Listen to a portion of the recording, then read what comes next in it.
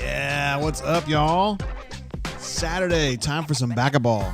The Auburn Tigers taking on the hated Boilermakers of Purdue University, a school that I don't hate because our man Pipe is a huge fan of that, and his associate Jordan, who we also like, we call him Tuna Can, or just Tuna, Little Tuna, are Purdue people. And I spent a lot of my life kind of pulling for Purdue, but not today. Not today. Word, thank you for joining in here on the channel. We're going to be doing the live stream of the Auburn and Purdue game. Of course, I can't show footage of the game because that would be a nasty, nasty copyright strike from me, and I don't want that, and you don't want that. The American people don't want that either. So we're just going to play it straight and not do things that the networks would hate me for.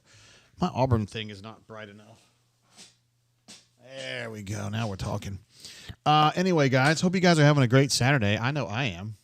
And I'm even having an even better Saturday when Cleveland Brown shows up for a super chat. My man. So stay hydrated, JG. Warren Day Mingle. That is oh my goodness, the sound effects. I always turn them off and I forget. We're going to come back for that one. Super chat.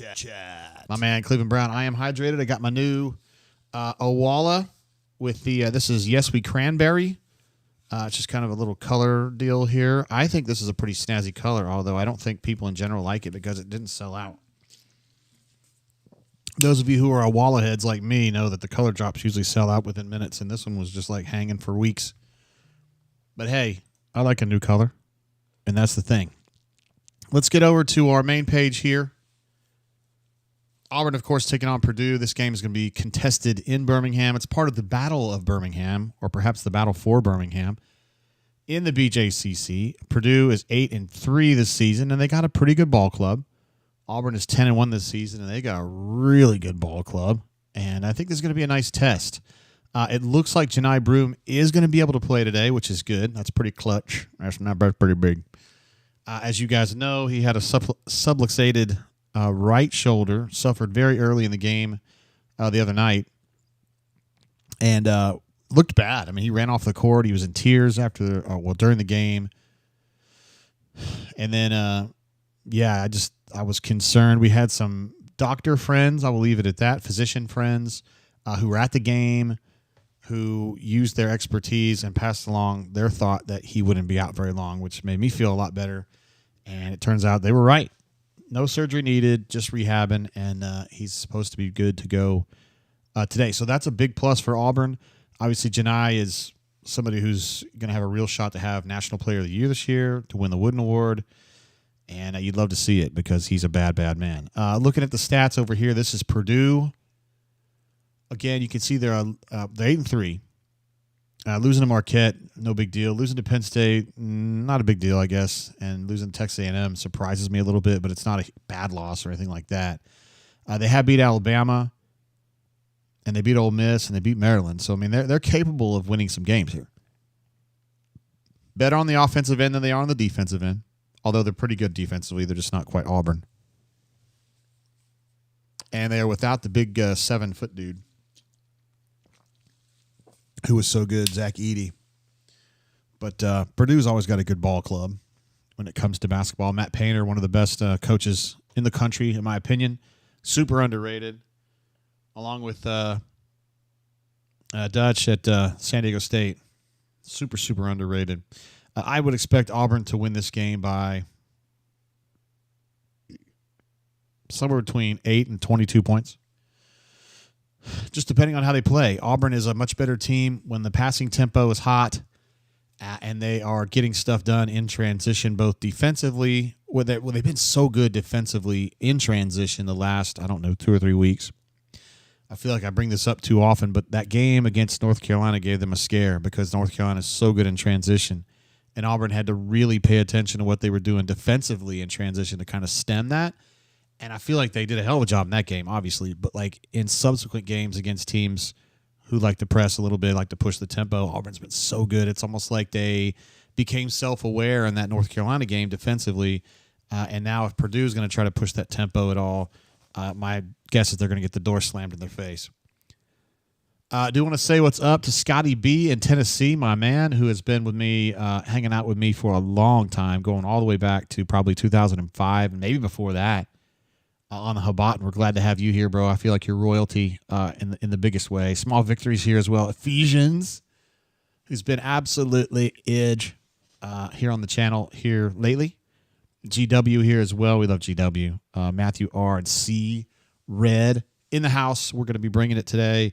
Going wire to wire, and I think we're going to talk to Stoltzy post-game. So those of you who love Stoltzy, as you should, he's a national treasure. He's a wonder. He's a very, very nice person, and he's also very wise when it comes to basketball and sometimes in football. Tahad Pettiford getting some TV time here. A terrific point guard, a terrific combo guard. And somebody who's better than I thought he would be. His time to acclimate to the college game, really, he didn't need much time, did he? And Jakai, same thing.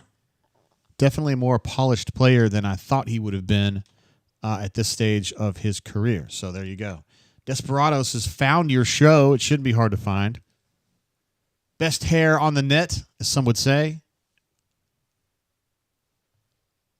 Braden Smith. Man, that's going to be kind of a cognitive dissonance moment for me, since I know Braden Smith, and he played at Auburn. But not that Braden Smith. I'm talking about the much taller, stronger one who's married to Courtney.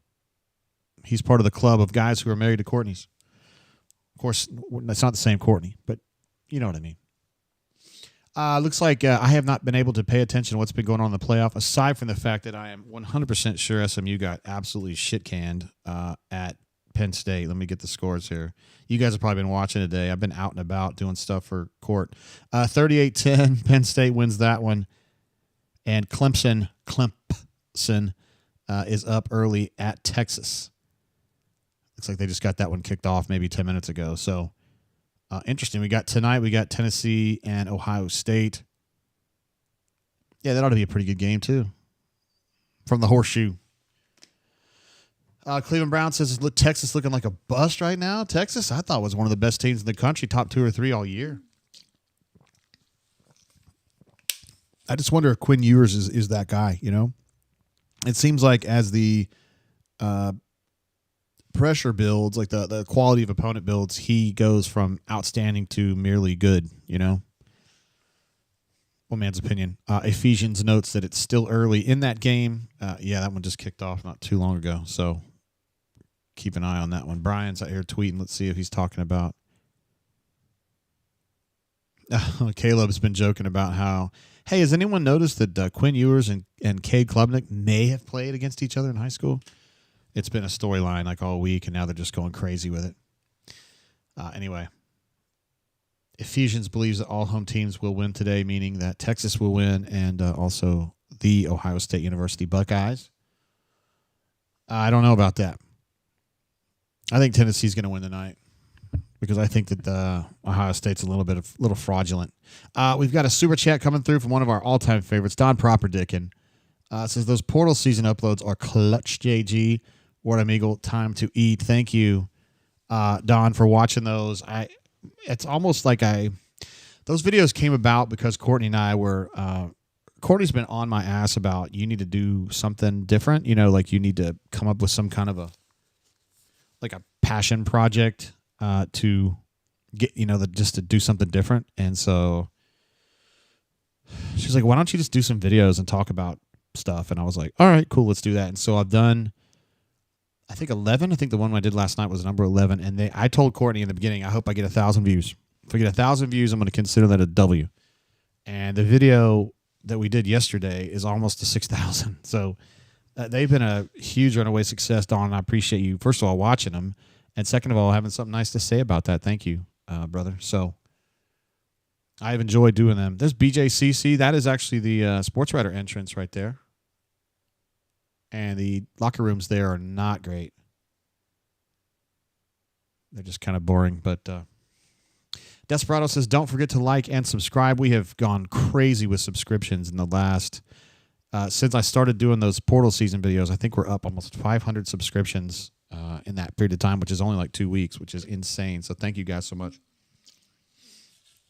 I mean, I know Don and Cleveland Brown and GW and Scotty B were early adopters, but any of you guys who might be here, Melee, another one, any of you guys who might be newcomers, yeah, definitely consider hitting that subscribe button because we have fun here at this channel. We have fun talking about the games and those videos. I do little portal wrap-ups. Not sure I'm going to do one today. I do need to talk about the tight end from Maryland. I haven't really had a chance to look too deeply into that one yet, but he has signed with Auburn, so that's another guy. And really at this point, we're waiting on Eric Singleton Jr. I don't really think there's a hang-up on that per se. I think he's just kind of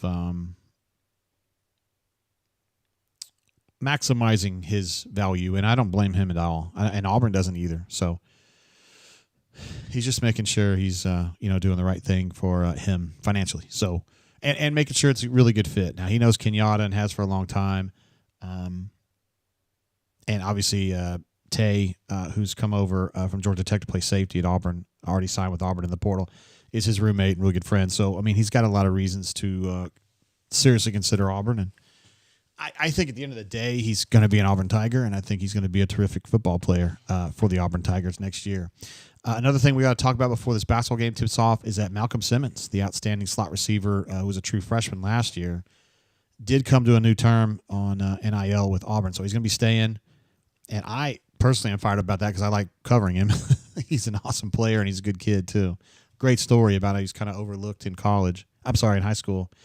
At Alex City and at Ben Russell High School, and ends up being, really, really good impact player. He wasn't necessarily this year. He had his chances, and I thought he made the most of them. But I think as we move on, beginning next season, he's going to have a chance to be, a marquee player, and I think he's going to rise to the occasion. He's super fast. He has good vision, and he works hard. So great story. Great story. Let's see. A couple comments coming through. Melee says, appreciate the short yet thorough rap vids. Appreciate that, bro. That's what I'm trying to do. I just started thinking about, as a Manchester United fan, like what would I like to see that's not out there? And everybody likes to have these hour-long videos, and I'm not going to do an hour, but I'd be willing to do 10 minutes. And so I thought, I'm going to start doing 10-minute videos for Auburn. A lot of good stuff out there in the Auburn sphere as far as Auburn content, though. Zach Blackerby does a tremendous job on Locked On Auburn with his daily shows, often with my guy Dap. And, of course, Jay Lee and Jay Head, Alan Head, and Cole Pinkston, one of my favorite people, do a show there with On3. They do a great job, and I feel about the 24/7 guys. Most of them worked here. A lot of good content in the Auburn sphere, in my opinion. Just trying to supplement a little bit. First play of the game, Johni with a delicious pass on a backdoor cut to get the deuce. Not to take a deuce, but to get a deuce. It's a nice start for the Auburn Tigers. Auburn's defense extending well. Left Braden Smith open for that three right there, and he crushed that one. Not sure what happened on that. A little slow, working through that screen. All right. Scores are updated now. Denver with a splash. He's been hot lately, man. He was really stroking in the game the other night, and it looks like he's just going to continue on doing that. Purdue ought to be a team that passes with good tempo, and I've seen a few nice passes already from them. Auburn, of course, as you guys know, some of the best passing tempo in the country, if not the best. I don't like those Johni threes, but when he hits them, it's nice. Splash. Let's see. Auburn scored on every possession so far. 3 for 3, a couple threes, and then that nice backdoor deuce from Johni to, I'm not sure who it was. So offensively, that's a nice start for the Auburn Tigers, as you would expect. They've been doing this a lot this season. Let's see if Auburn's able to disrupt. Whoa, nice job by Miles there to kind of mess up that point guard. That's not a shot they want to take right there at all. It's good individual defense from Miles Kelly on that. Wow, Johni going to try it again. That's just pushing your luck there, G. Yeah, Dylan, he didn't have position on that offensive rebound, and then just kind of swatted at it. Nice. Melee says, too bad about his shoulder, I guess, for Purdue. Let's see. Melee says, to me, it's like when you flip through the newspaper, scanning through articles to get information without actually reading each article. It serves a purpose in these days. Great point, man. What's funny is that I've been trying to learn a little bit more about making packaged videos on YouTube. And I have to kind of rely on younger kids because that's kind of who the main people are, the main creators are. And, they're shooting for like 10, 15, 20% of their video being watched, like, because I can get very detailed information on how long people stay watching it. And if you can get 20%, let's say it's a 5-minute video, if you can get a minute out of it, that's considered good. For me, it's like almost 60% on those 10-minute videos. I could get, 6 minutes, 5 to 6 minutes, people stay on there. And that's great. I know it sounds crazy if you're not used to that world. Like, damn, they're only watching 60% of the video, but it's actually a great number. So you guys are patient folks. Maybe I should make them even shorter. Almost turn them into shorts in a way. Small Victories notes that Cheney has slid in there for Dylan, who picked up the early foul there and just changed it up a little bit. So that means Johni goes to 5, and then Cheney plays 4, which I like Johni at 5 more. That was a beautiful ghost. Like, Johni kind of backed away from him to let him shove his weight into the air, and then he lost his balance and about to fell on his ass. Oh, that's a nice little put back by Cheney, but he missed it. Hey, you like to see it. Auburn's still active on the offensive rebounding and very good on defensive rebounding so far. For that's obviously an area of emphasis for this game. It's going to be a jump ball. Possession goes to Purdue.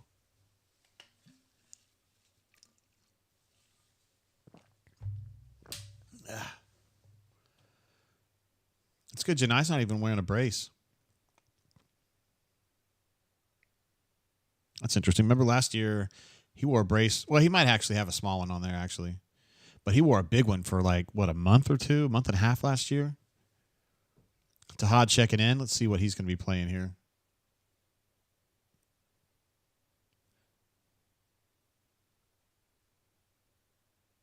That's kind of an interesting lineup. So Todd's going to be point, and then they're going to be moving Miles to 2. By the way, Purdue leveled that on another kind of open 3. I'm sorry, that was a long 2. And a turnover, yuck. Got a little bogged down on that, trying to get that side screen set up. And unusual to see Auburn get beat in transition, but they did right there. Backcourt turnover is going to put you in a compromised situation like all the time. Left-handed Johni, I say he's 85%. There it goes. Spliggity sploosh. You love Johni going to his left. Maybe the most deadly move in all of college basketball at this point. It really is like actually 82% or something like that when he's moving to his left.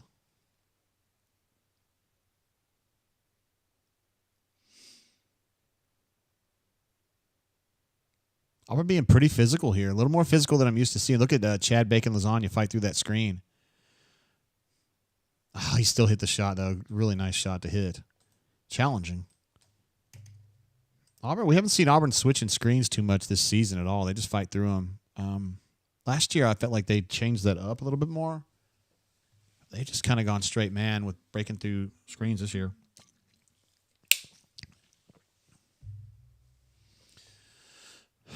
Dude, there's a very subtle part of the game there that people aren't going to pay attention to, but Chad Bacon Lasagna, with that no-look, two-handed zip pass across the lane like that to Johni was just disgusting. I mean, that's as filthy a pass as you can imagine, man. That is so hard to do. First of all, just to see it and have the nuts to even try it, and better yet, to actually complete the pass. It was kind of a weird, I guess Johni caught it halfway up and halfway down. He was kind of on his way down, so he ended up kind of chunking it. But the placement was delicious on that. GW, I think you asked me this last week. Can you tell if we watch videos that, like, if you speed it up and kind of speed run them? I can't tell that, no. It doesn't give me data on that. I get way too much data, but I don't get that, no. It's crazy. I just always figured that like a huge percentage of my viewership would come from either Twitter or the site, you know? And the truth is that Twitter's maybe 5% and the site's maybe 15%. And all the rest of it is suggested video. My stuff gets suggested by somebody who's watching something else who's probably related to Auburn. Maybe they're watching Locked On or they're watching the On Threes thing or whatever. Auburn Live.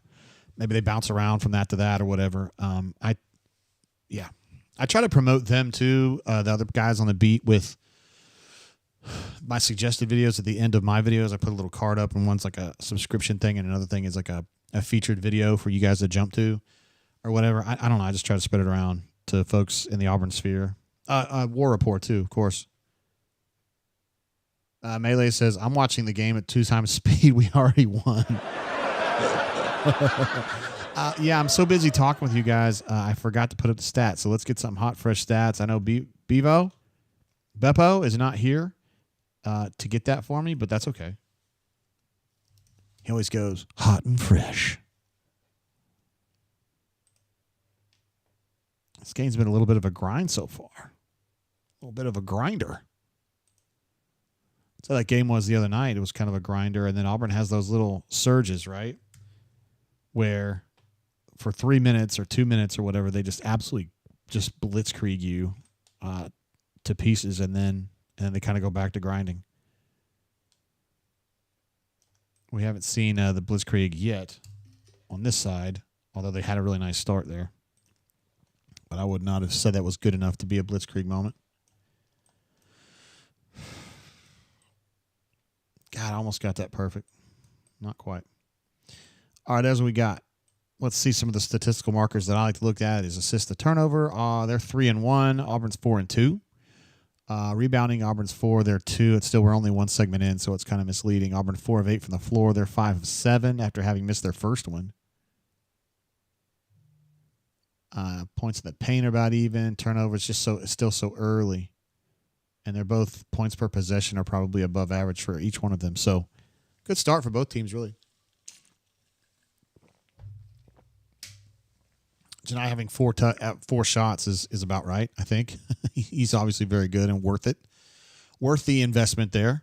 Interesting that Auburn's already shifted through twice on the rotations, moved Chaney in and out, moved Tahad in and out, and they're still on their starting 5. That may be something that's just kind of what they do. Chad Bacon Lasagna with an out-of-bounds play, an area where Auburn almost always exceeds and excels. A very important part of the game for BP. Cares a lot about it and makes the kids care about it too. Kind of like the basketball equivalent of special teams, something that maybe Auburn football wasn't real good at this year, but basketball team pays a little more attention to that kind of stuff. By the way, Auburn signed a new kicker the other day, Connor Gibbs from Southern Miss. His numbers are a little misleading. He was, I think, 10 of 13 field goals this year, but he had one blocked. And he had one where the snap was messed up. I mean, you think Auburn's special teams were bad. USM's were even worse. He had 2 extra points blocked. I mean, that aren't his fault. Just couldn't get their stuff straight. And I think there's a reason why they've made some changes over there. Let's see. Ephesians says, I found you from the War Report. Awesome. Listen, man, I like those guys. I haven't talked to them in a while, but I like them. Mike G is, in my opinion, in it for the right reasons. Same thing. I would say the same thing for Ike. Sometimes people get a little frustrated with him because their takes can be a little out there. Of course, my takes can be a little out there too, so that's part of it. Yabo said, I'm not sure if anyone here knows his name is actually Chad Bacon Lasagna. We'll let them know. I got that from my state attorney who was telling me that. I had not heard that one before, but I can't stop saying it now. Purdue got to the line and hit 1 of 2, so we're now all square at 12.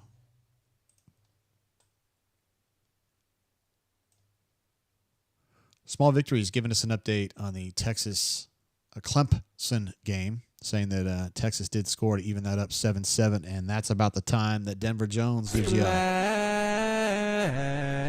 little spliggity sploosh.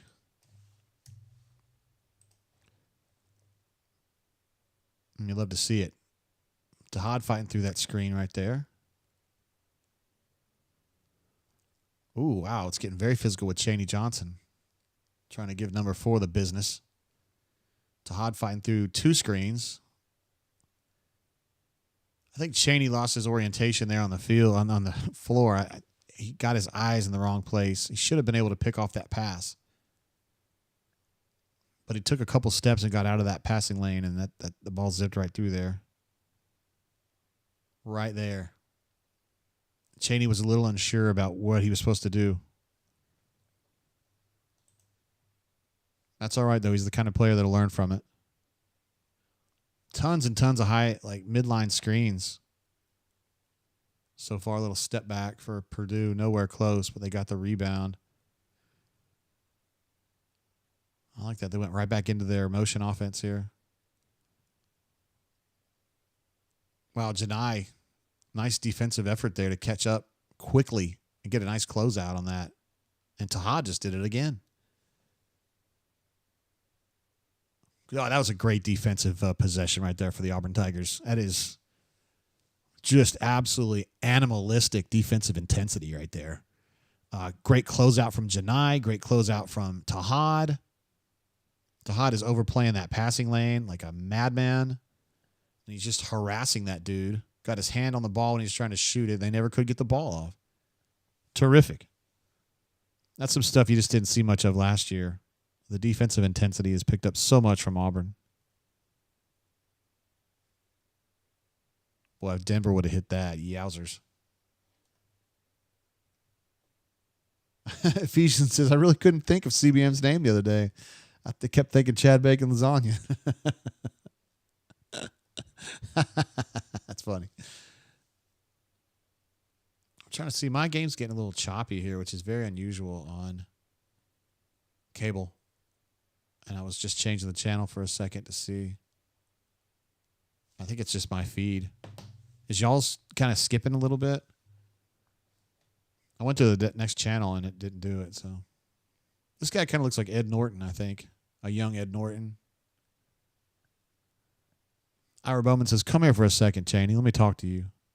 Coach Ian Borders there. Damon Davis. The athletic, well, I don't know what he is. A performance guy? Like athletic performance guy?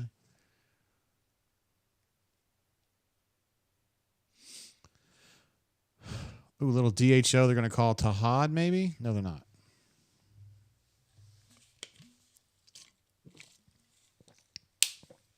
All right, cool. Ephesians says he's streaming, but it's skipping, and GW is skipping as well. So it's not just me. Shane says it's glitching for him as well.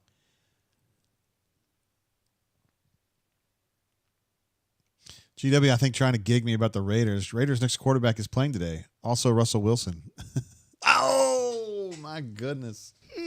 Drop. Kind of a short little alley-oop, but Dylan sure made it memorable. A little double-handed jamski. A little Bill Cartwright action there.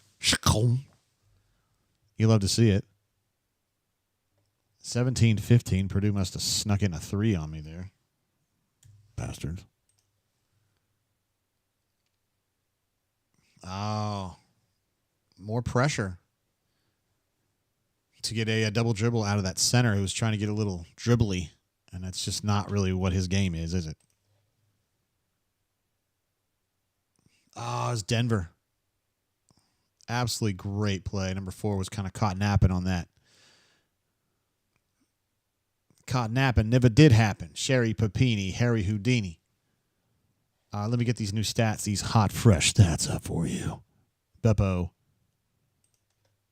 as he would tell you if he were here today. He may be at the game. I don't know. Could be.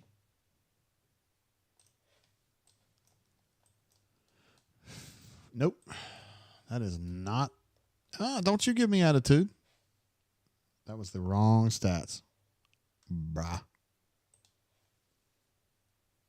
Or is it. How did I get the wrong stats twice? What an old man. I did it somehow. Got the wrong stats. It's a challenge.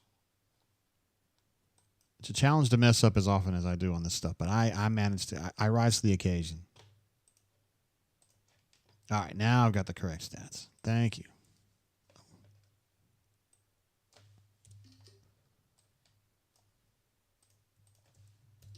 All right.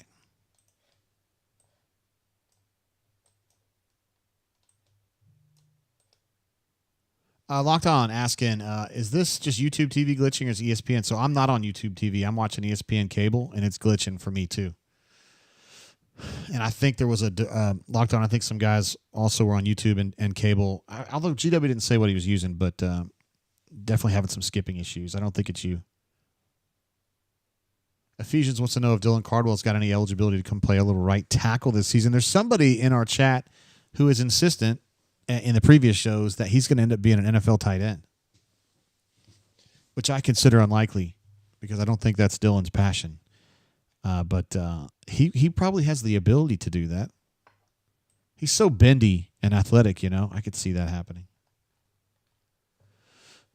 That'd be pretty cool. Let's see some other numbers. Assist to turnover for them, 4-2. Assist to turnover for Auburn is 7-3. But what's interesting about that is 7 assists on 7 buckets. That's impressive. 6 rebounds each.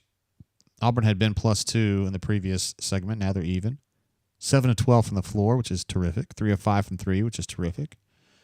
They're shooting 6 of 13, which they're happy with. 1 of 4 from 3. They're probably just 1 short on that, and they would be happy otherwise. Auburn has not attempted a free throw yet, which, again, is not surprising because they don't drive very much. It seems like they're either shooting threes or they're alley-ooping, you know. But the personal fouls nonetheless. Let's see, 4 against Auburn, 2 against them. This is something that happens a lot, you know, with just the way Auburn plays. A lot of jump shooting and not a lot of driving. There's Matt Painter when he played college ball. There he is with Gene Cady, the Hall of Fame coach from Purdue that was there, 70s and 80s, 90s. Known for his comb-over and his temper.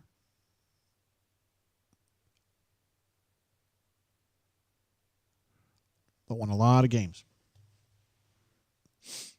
Ephesians says, nah, Dylan's going to be in the pulpit bringing the word. That's what I was thinking. That's probably his ambition after basketball.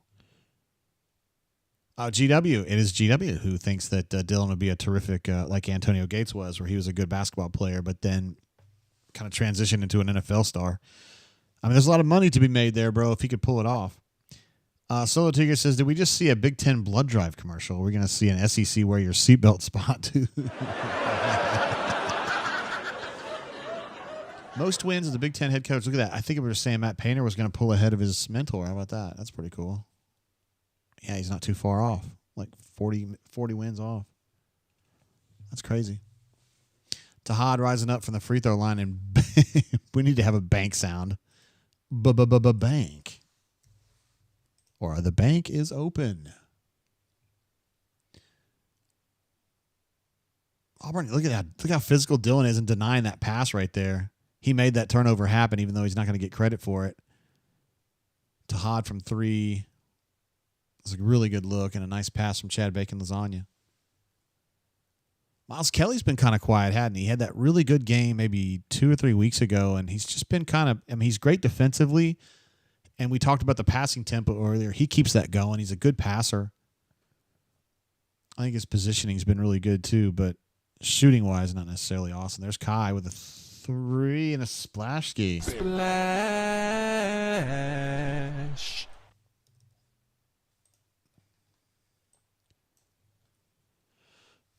Little Kai Howard with a 3 to looks like they got Purdue thinking timeout.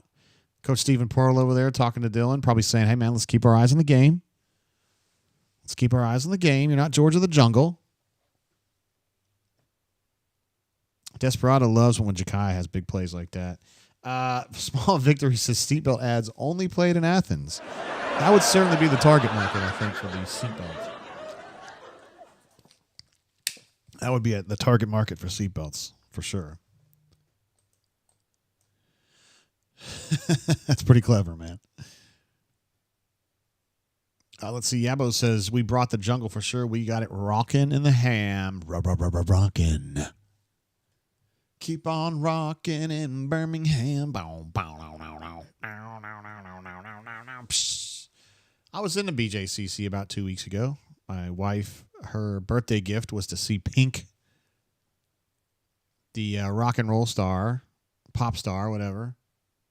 And she put on a great concert. She's very athletic. She flew around the entire arena, which I wouldn't have done. Put her in a harness, and she was up, 20, 30 feet in the air. I'm like, golly, she's putting a lot of trust in those wires, you know what I mean? But, wow, what a show. Yeah, nice. Auburn got him. Yeah, just, oh, boy. Kai. It was not a great alley-oop pass from Miles Kelly, and Kai wasn't able to lay it in. I don't really blame Kai too much on that. Missed opportunity, though. Oh, what a comeback from Miles, though, defensively to block a shot where he was way off the ball. And Tahad felt like he could get. Wait, what? Tahad's shocked. He can't believe he got called for an offensive foul there. I can't either. What am I missing? Dude, this comeback right here for Miles Kelly, oh, my God. That was amazing. Oh, dude, they're going to call an armbar on that? Because the dude said he got hit in the eye? Shut up, dude. Seriously, there should be fouls for simulation. Oh, I love how the white balance thing is on there. What are y'all doing, man?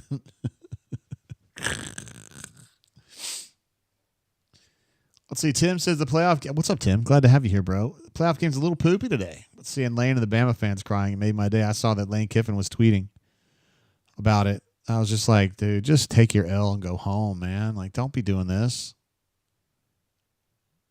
Oh, look. Does he have an orbital fracture, guys? Is he going to be okay? Will his eyesight ever be the same after that vicious hit? God, that's unbelievable, man. Again, you should get a foul for simulation on that. It's just an absolute dive. I hope BP tells him what he thinks about it. Probably will.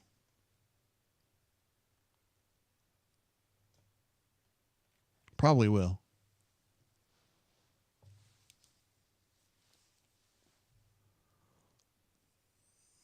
Let's see what Auburn does here if they're going to commit to the pressure on this. No, they're just pressing to slow down. They do that just so you don't have to defend the entire 30 seconds in the half court, because it can be daunting to keep fighting through these screens. You get tired. Chris Moore with some defense, and the dude made a hell of a shot there. That's the second one, not from him, but from the Purdue team. Just absolutely insane, just hoop-de-hoop shots. Where the defense is outstanding, A-plus defense, and they just kind of heave one up and hit it. Little DHO action. I like it.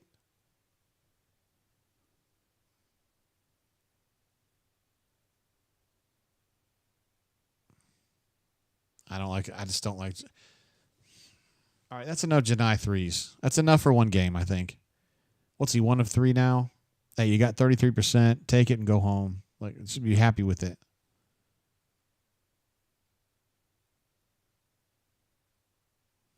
That play was there earlier too. Auburn's defense is getting back into position really fast today. They're getting beat on a few things, but they're hustling so quickly to get back. And Purdue is not, at least from what I've seen today, is not an exceptionally quick team. And they need to be told to get to the hole a little quicker. Like right here, he's got to go right up. What is all this bullshit? What is all this pump fake in? And if you give Auburn one pump fake, they're going to catch up to you, and you're going to lose your advantage. And that's just the way it is. Sam H is looking a little light in here. Yeah, are you talking about numbers? I'm surprised, honestly. I thought people would be really up for this game.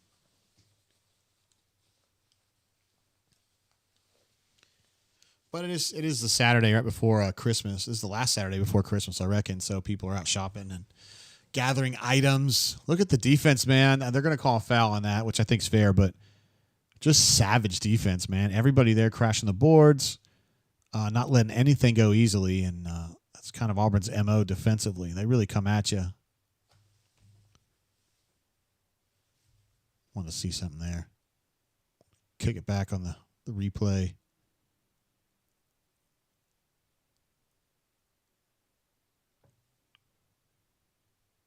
Huh. Interesting. This guy's been kind of a problem, number 4. He's kind of, to me, like, just, I don't know anything about him. I'm not familiar with his game, but he reminds me of like a more skilled Dylan. I mean, he's averaging 18.2 points per game this year. So, yeah, he's better. But he kind of has a body like Dylan, just a little more polished on the attacking end. But plays hard like Dylan and misses free throws like Dylan. Purdue did a nice job of getting back defensively in transition there. I talk so much about Auburn's transition defense. I don't talk much about how opponents have to worry about Auburn's attacking, too. Auburn's can be outstanding and super quick in the transition game. There's a long three from Miles Kelly. Brick that one off the heel of the bucket. Denver looking for a call. Kai is wide open right now. Oh, my goodness. What a finish. Drop. Johni gets a little loop-de-loop from Denver on a drive. This is the Chris Denson special. He used to do this one a bunch for KT Harrell back in the day. And Johni is kind of like sideways. Doesn't even have his shoulders square to the bucket, but he's able to get it up there because why? Left-handed, 83%. Puts it in. Hits it, and he gets the free throw. Nice play. That's why he's a special player, man. He's kind of one-handed in a way. I mean, his right hand is not the weapon that his left is at all. But, man, that left hand is something else, isn't it? Look how Dylan's extending so far out and challenging. Even those outside technical difficulties locked on, we're getting that little thing up there in the TV to let you know it's not just you.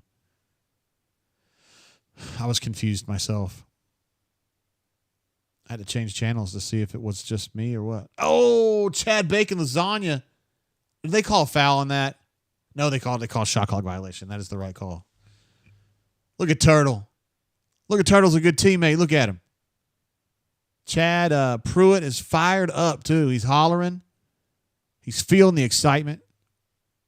For some reason it says Baker Mazar. I don't know who that guy is, but I know who Chad Bacon lasagna is. Oh, no, sir. No. You don't get it. You don't get that shot. You don't get to take that shot. No, sir. No, sir.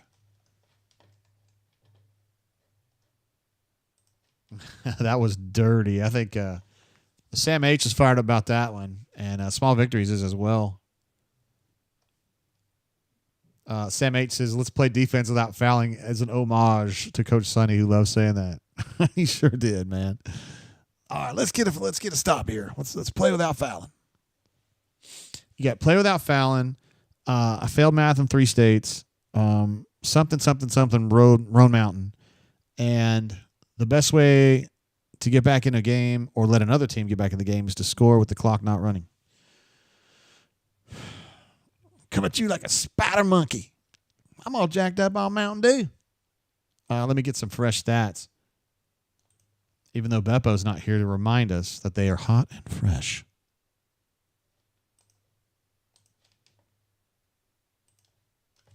All right, I'm importing them now.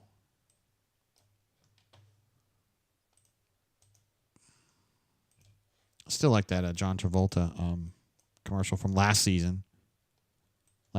There's a little cameo of the girl that starred with him in Saturday Night Fever there. She's the girl in the store. That was pretty cool. Let's take a look. Assist to turnover for them is they're now on the other side of that now. They're 4 assists, 5 turnovers, which you like to see.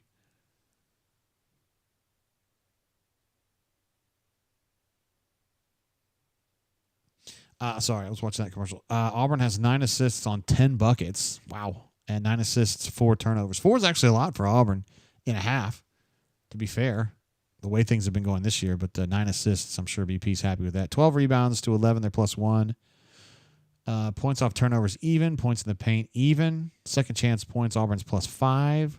Bench points, Auburn's almost always going to lead that category. They're at 5-0 on that.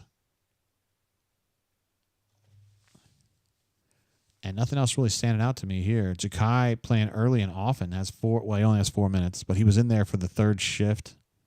And then I think he was in there for the 5th shift. Chaney's got 5 minutes, 2 personal fouls, continues to have that problem. where he can't stay in the game. He keeps fouling, just reaching. Satoshi, what's up, brother? If we commit to driving the lane, we'll win by 20. I feel like we could say that almost every game, but they don't do that. That's just not really Auburn's. It's not this team's DNA at this point, anyway. I think you and I would agree that that's something that I think needs to be in their repertoire when it comes time for tournament time. They've got to be able to do that because there's going to be teams who have great perimeter defense but can't stay with you, can't build a wall, and you've got to be able to do it. You've got to be able to take advantage of that when it's given to you. I don't necessarily think this team is the team to do that to, but I still think it's worthwhile to be getting better at that. Let's see, Small Victories says, Chad Bacon Lasagna, amped is going to be a problem now, as long as he doesn't launch threes emotionally. That's been a problem for Chad, well, certainly last year, just getting a little too emotionally into a game, right? And his decision-making gets a little wonky. But I think he's been better about that this year. He kind of keeps his emotions more in check. Oh, shoot. Drop. I thought the window for a dunk had closed. And the next thing you know, here comes Cardwell with a two-hander. Hammer slam. 27-17, Auburn's up 10. First double-digit lead of the game for the Auburn Tigers.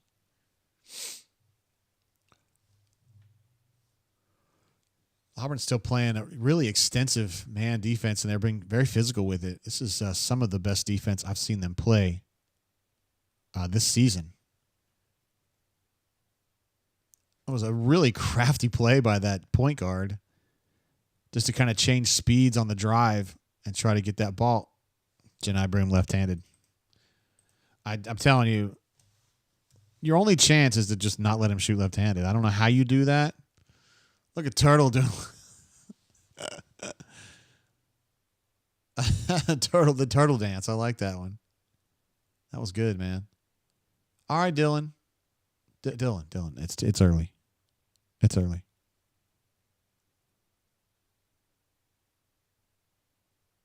He should have been a pro wrestler. I'm telling you, it would have been great. I'm going to keep these stats up there for now because not much has changed. They only played like a minute. I think Purdue got really frustrated with how easily they're losing track of Johni on those little, I guess you call it a side cut or a flex cut, and he's just wide open.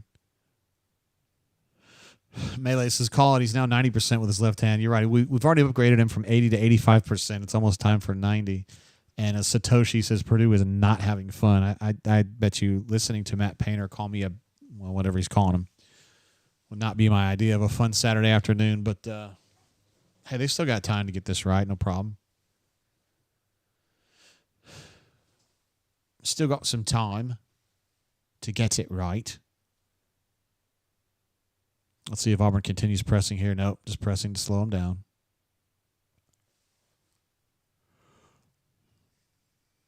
I said before the game I thought Auburn would win this game by a margin of 8-22, somewhere in that range.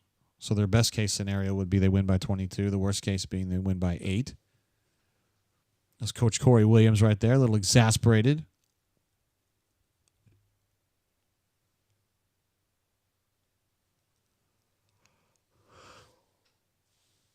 I don't know why they were showing those guys on the sideline. Blake is in the house. Mr. Positive, we love it. It says, Wardam Eagle, my Auburn family, much love and happy holidays. This Auburn team is great, but we need to make sure and peak, P-E-E-K, just kidding, at the right time. I'm surprised Johni is out there. I don't think he just wasn't too hurt on that. It's great news. Oh, God, Miles has such great acceleration, but his finishing is just average. Nice defensive rebound. Chad Bacon Lasagna. And I think Dylan will end up getting credit for that, but Chad was fighting for it. That was, wow, what is he? Uh-oh. So he's summoning Jakai to go in for Chad Bacon Lasagna because he's so pissed at Chad for, I guess, not following that play call and just trying to drive. Grind, what's up, bro? Jumping in with a super chat. So I thought Broome was out. What happened? Wardam Eagle. No, he's good. He's good. They were rehabbing it, and he responded really well to it, and he's fine. And we're not even sure. I mean, if he has a brace on that, there goes Melee. There it goes. His shooting percentage with his left hand has dropped from 89 to 88.9% now.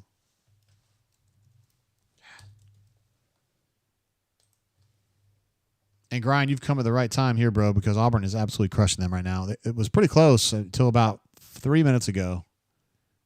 Little step back right there, breaks the string. But Auburn's been really pushing them defensively, just stifling them. They haven't been able to pass, which is common for Auburn opponents.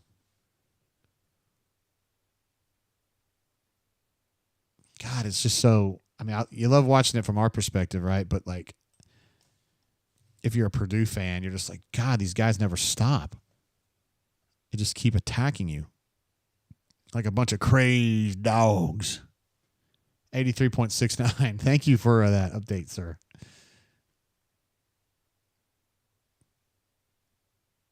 There's an open shot. Auburn hadn't allowed many of those. They missed it, but Chad Bacon lasagna.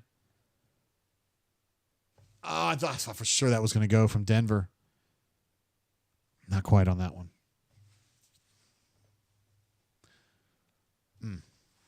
Sorry, counting those eggs before they'd hatched. I thought that was 36-19 right there, but he missed it. Boy, that much Miles Kelly can do there. The guy actually goes into Miles Kelly with the flipper, pushes him back, and then they call a foul on Miles. And then earlier, they called Tahad for the exact same thing, but the other way. Because Tahad did that exact same thing, and they called a foul on Tahad for an offensive foul, and they do it right there, and then they call that a defensive foul. I hope that's what he's bitching about, because that's what I would bitch about. The lack of consistency on that call was maddening. But you can't get him right every single time. Satoshi says, what a call. It's crazy to me, man. That's just verifiably, objectively not a foul, but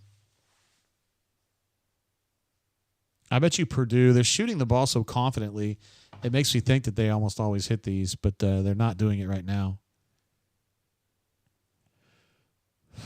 1 of 8 from 3 for the Purdue Boilermakers.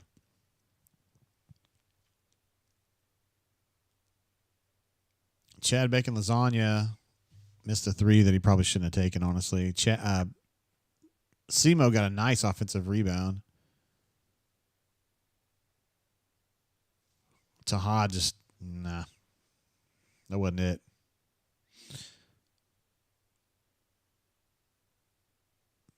Boy, that might have been a one shining moment thing if that had happened in the tournament right there. Him knocking that ball like 25 rows up.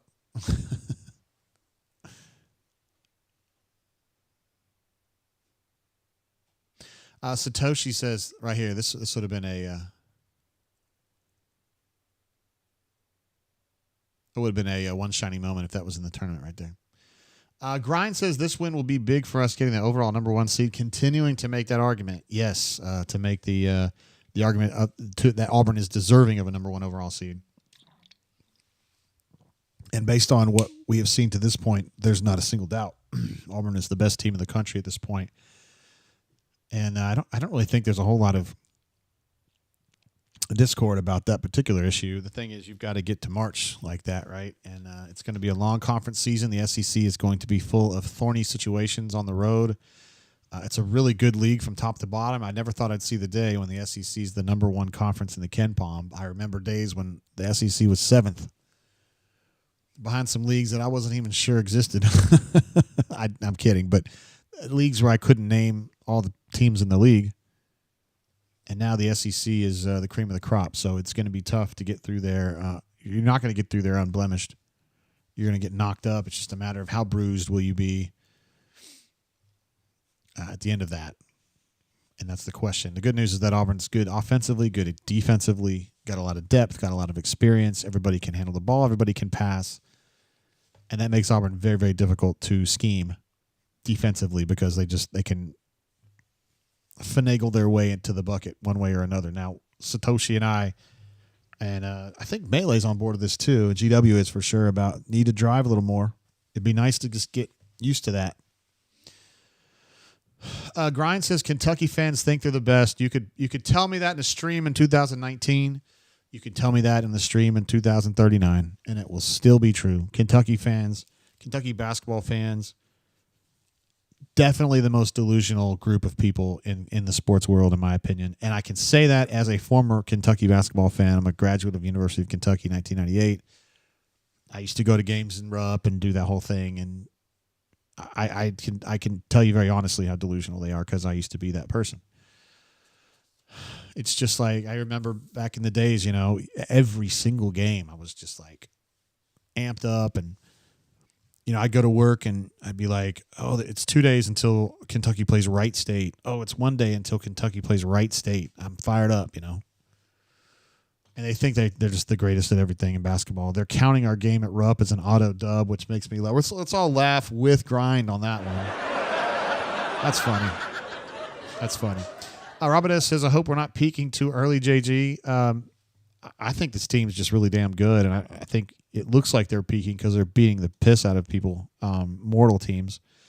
But I don't think they're peaking right now. I think BP would really not think that they're peaking because he looks at this team and thinks they got some issues, you know, some imperfections that maybe you and I don't see because there's so many good things happening, you know. But he's not the kind of guy to rest on his laurels and think that things are going well. He's always thinking that things are going poorly. And he's looking for something else, you know, to kind of harp on. Ephesians correctly surmises that Kentucky basketball fans are pretty much just like Alabama football fans. I would say Kentucky basketball fans are worse. And again, when we talk about Alabama fans, I have never been barked at by an Alabama fan. I have been barked at by Georgia fans a lot of times, and I've seen them bark at women and kids and think it's funny, and I think it's disgusting. I think it's just so stupid. So I've never had a Bammer bark at me, and so for those reasons, I would not call them the worst. Because first of all, there's Georgia fans, and there's Kentucky basketball fans, so they can't be the worst.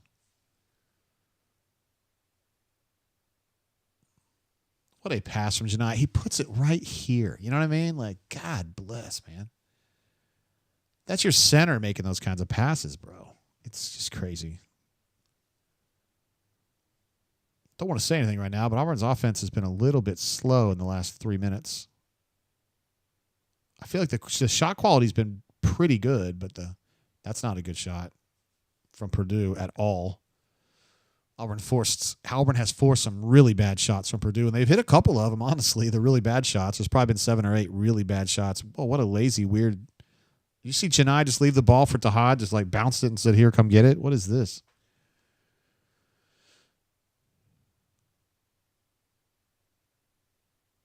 Nice pass from Simo. There it is, Melee. Another left-hander. Getting that percentage back up over 84.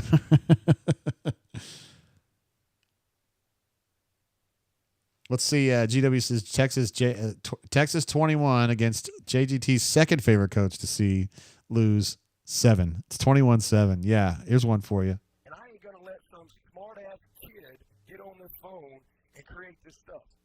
So if you got a problem with it, I don't care. All right? Dabo. Get out of here, man.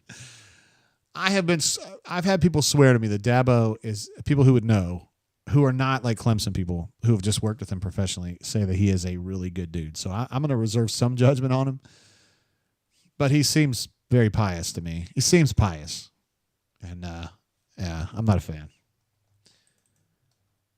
And the Bammers hate him. At least the Bammers I know rebuke him. They think that he's he's lost his way. Oh, man. Satoshi is part of the Wow, the Fouls Are Out of Hand crew, which are honestly, Satoshi, man. You watch a lot of Auburn basketball. I know you do because you're here with us, but they just jump shoot all the time. It's hard to get foul calls when you're jump shooting all the time. And there's one right there, Tahad with a little pusher teardrop shot. Splash that one. These Purdue guards just can't. They just can't get moving. The DHO is just completely gone. They just can't. They can't roll off the DHO. And the Auburn's fighting through the screen so effectively that they're always in a. They're having to be very careful to not catch an offensive foul on the moving screen. They can't get the separation on the attacking end. Purdue can't. I don't think Purdue's going to score more than 50 points in this game, honestly. They're not getting any separation. They can't get any. The shot quality is just dog shit for them. Super bad. Let's see. GW says JGT's number one coach to see lose is Jimbo Fisher. Yes, I would love to watch Jimbo lose 15 games in a row. And I guarantee you, everyone, it's something else's fault. He coached them great. The team just failed. And he would smile, and he will not stare you in the eye and look in your belly button and tell you lies. I'm just, that's what he is. That's who he is. So Auburn gets called for a foul. Number 7, who I was praising earlier, goes to the line and bricks both. I did say he reminded me of Dylan. So he bricked some free throws. I thought Tahad was going to go for the alley-oop there, and instead he decided to go for the shot, but ultimately he drew the foul, so good on him. Super chat coming through from Hayden. We love Hayden, one of our longest tenured brain trainers. I feel like we got Hayden here when he was really young, and he's grown up before our eyes. Merry Christmas to you, JGT, and all the drainers. Hayden, we absolutely adore you, bro. Glad to have you here. And somebody who just said, was it GW who's talking about Texas beating Clemson pretty good. Cleveland Brown says pick 6 for the Clemson Tigers. Back in the game. How about that? Melee doing the math. It's trending to finish 78-42.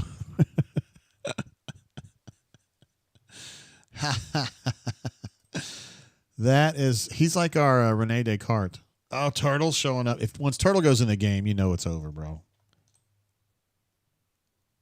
He's kind of like the Adrian Chiliest of this team. He's going to give you some brawn.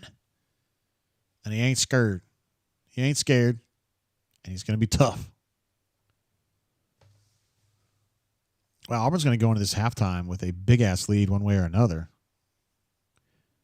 And Purdue just cannot get its attack working at all.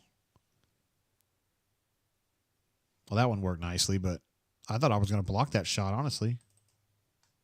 Not sure how it didn't happen.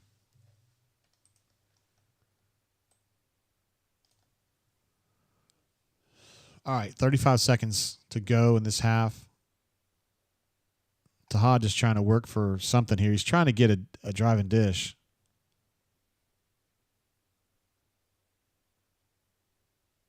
Or a driving shot. Oh, that's a little Damon Stoudemire shaky right there is what that is.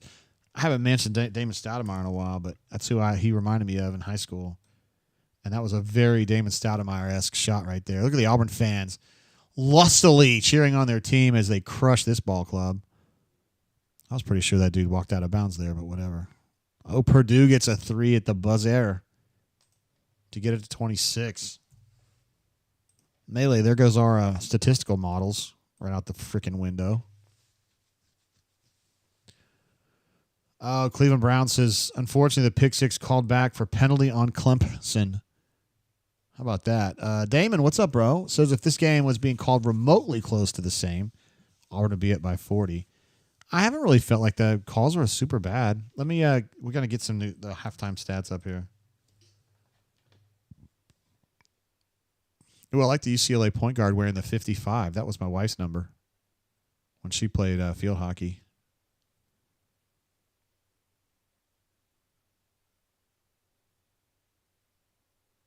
Little North Carolina at UCLA, or where they're playing this? Oh, they're Madison Square Garden. Doesn't that court look really small? It's weird. It's a parallax, you dig? Small gets big, it's a rig. It's action, reaction, random interaction. So who's afraid of a little abstraction? Can't get no satisfaction from the facts.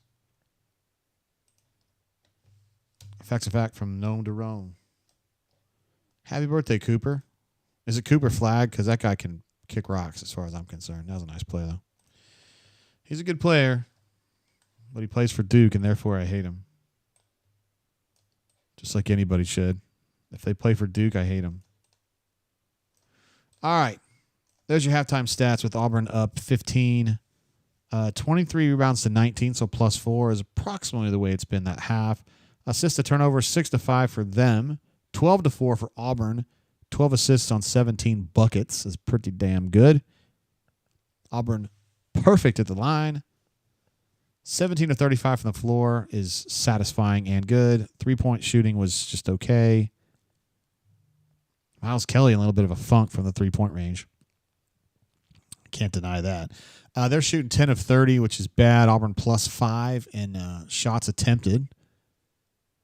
Based on the way Auburn's been rebounding this game, I thought they would have more in that particular area. They're 4 of 11 from the line. I bet that's a little bit low for them. And in a stat that's going to really bother Satoshi, they are +8 at the free throw line, just attempts, which looks weird. But this happens all the time for Auburn, and I don't think it's because the refs as a genre hate Auburn. I think it's just, again, it's a style thing. Auburn plays very aggressive man-to-man defense. They're playing extremely physical today, and they're extending all the way to the those midline screens. They are trying to disrupt them right there. And so it's a very physical brand of defense, and if you're not careful, that's very prone to being fouls called in that situation, whereas Auburn's jump shooting, it's just not a good way to get calls. We got a super chat coming through, one of our favorite of all time, Stu Pup, who's super chatted every show we've ever done. Merry Christmas, Commodore and the Drain fam. Crisp half by the good guys. Had some good shots that didn't fall. Broome being healthy and playing is edge. Absolutely edge. Yeah, he's been really good, too. I mean, 12 points on 5 of 10 shooting. 6 boards is a little low for him, honestly. It's funny to think. You know, if Johni doesn't have a double-double and a half, it's not a very good half. That's when you know the guy's an absolute baller. Let's see. Scotty C says, Jay, not basketball, but your old pal, Neil McCready. Thank you for noting that he's an old pal. I haven't spoken to him in, I think it's 2 full years now. Nothing. Said on his podcast, I don't even know why, that Jackson Arnold is getting $2.5 to $3 million from Auburn. Is that accurate? To me, that is not. Well, I don't have the offer sheet in front of me, but I think that's a little high, but it's not ridiculous. Auburn paid a lot of money for Jackson Arnold.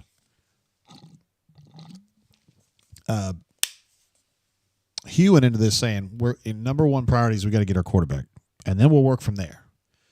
I got to get a quarterback, and we got to figure out who our best gettable quarterback is and get him right now. And so is Jackson Arnold. I think they value Jackson Arnold over Mateer, I believe. And the irony is that Mateer ended up going from Washington State to Oklahoma to replace Jackson Arnold. But Auburn thought Jackson Arnold was a better fit for what they're trying to do because he's got that running element as well. He's a good runner. He's a plus runner at quarterback, and Mateer's not, so we shall see. Chris M. is in the house. I believe number 20 is with him. I ran into number 20 yesterday outside of La Jolla here in Montgomery, and he said he was very fired up, said he was going. He got these tickets a long time ago. Again, that's not Chris M. That's his offspring, but I'm glad they are doing well, and he says the report from inside the arena is that the refs suck, which I think he would have some support from here in the chat for that comment. Let's see. Damon says, I was speaking of the fouls on Purdue's offensive side of the floor. Interesting. It hasn't seemed particularly bad to me today because although there was a couple bad calls, the offensive foul on Tahad for the really light push with the flipper, which the guy acted like he had an orbital fracture. I'm going to start with that. And then, like, maybe 5 minutes later, the exact same thing happens, and then, like, the Purdue guy armbars Tahad, and then they call Tahad for the defensive foul. That was bad, but in general, it's been okay. Cassidy P., one of our all-time favorites coming in from the greater Atlanta area. Of course, it's a very large metroplex, so you probably couldn't figure out where he's at. Little did I know how far things go in Atlanta. I figure you get outside the belt line, there probably weren't a lot of people living out that way. You can probably go to the damn Georgia border. Excuse me, the North Carolina border. Or the South Carolina border out near Commerce, and there's still a lot of people living out there. Anyway, Cassidy P says, howdy, Drainers. Merry Broomus and Happy Cardwell. To those who observe, he adds. He actually didn't add that, but he would have. Merry Broomus and Happy Cardwell to you as well, sir. Cassidy P. I was out near Cassidy P's Way when I got the Tesla about 3 weeks ago. I was in Duluth. That's about as far out as I've gone in Atlanta in a while. To me, that's way out there. To y'all, it's probably inside, but to me, it's way out there. The roads out there are so nice, too. I know they're crowded and congested, and it's a real pain in the ass probably for you guys, but the road quality out there is so good. And my daughter's looking at trying to move into Sandy Springs, which is nowhere close to Duluth, really, but I'm excited about her being able to get things going to start her adult life, if you want to call it that, in Atlanta. Great town. I love Atlanta. And pretty much everybody I know in Atlanta is cool. Let's see. GW says, NIL has to be top 2 stupidest things in the history of stupid. The other would be Auburn hiring Hugh Freeze. Wow. Wow. There's some hot takes. So GW is, who I like a lot, is against free enterprise. Obviously, because he doesn't want the kids to be able to get a slice of the money they're earning. And then his opinion on Hugh Freeze, I don't know. That's open for debate. If he had one winning season under his belt, I would call you a clown. But guess what? He doesn't. He doesn't. Let's see. Small Victory says Sandy Springs is packed in. I don't know what that means, really. Is that good or bad? So Sandy Springs, the only thing I know about Sandy Springs is my favorite restaurant to eat at in all of Atlanta. And I know there's a lot of great places to eat, but I'm a simple man. I'm a poor man. Clay Sports Cafe, which is a wings and fries place there in Sandy Springs, has the best wings, I swear. Me and Cordy, we like our wings a little bit crispier than average, you know? And Clay Sports Cafe does it crispy, and they're so good. And I believe if I lived anywhere near Sandy Springs, I would be at least 325 pounds. It's so delicious. I just can't stop eating when I go there. Cassidy B says, let us know if Maddie T makes it to Sandy Springs. We got her covered. I didn't know. Is that word? I will let you know for sure. That's what she was telling me yesterday. I don't really know the details on that. She's not going to be over there until May at least, so we'll see how it goes. Small Victory says, busy but close to what you need at 285 and 400, which I think is that Buckhead Expressway, right? And Legit says, very congested in Sandy Springs. Okay, she better get used to it. Tim the Toolman Taylor says, are the wings there better than Voodoo? Wow, you're putting me in a bad spot there, Tim. Because I love Voodoo Wing Company. Well, so Voodoo keeps their stuff pretty crispy too, which I appreciate. I don't like gooey wings. I'd be like BW3 has those. Their wings are always gooey to me. I don't dig it. I think BW3 has terrible wings. So Voodoo's probably right there with Clay's, yeah, but Clay's is good. Let's see. GW says, not against them making money, but the way they are allowing it to be constant free agency is ridiculously stupid. Yeah. I should have known better. I should have known that when the gates opened for the revenue sharing, is essentially what I'm going to call it, revenue sharing with the kids, that they would be quick to let that happen and then slow to regulate it. I should have seen that coming because the government is not going to jump in on something like that as quickly as they should, in my opinion. The government gets real fired up about jumping in on other little shit, like trifling ass shit, but like an important thing that impacts college sports, that's a big deal to a whole bunch of Americans. They don't really give a fuck about that. And we've got a former college football coach in the Senate.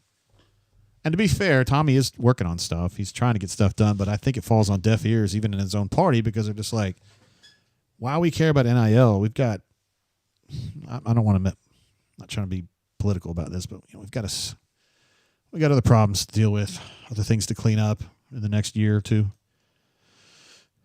Maybe they're not working on NIL as hard as they could, as they should. Accoutrement. Is that what I said, Tim? I use that word way too much, honestly. I guess you guys have not been to Clay's, though. Maybe that's just a place that I stumbled upon one day, and then we just fell in love. Sometimes it happens. You know, you show up at a place, and it's really good, and you think it's the best thing ever, but it's actually just good. Just my opinion. Damon says he's only going near Atlanta for Micro Center. Absolutely nothing else. I have no idea what that is. I'm such a provincial little turd that lives in Montgomery, Alabama.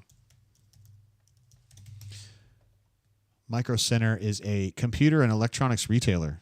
That sounds like fun. So is it like a better version of like Best Buy?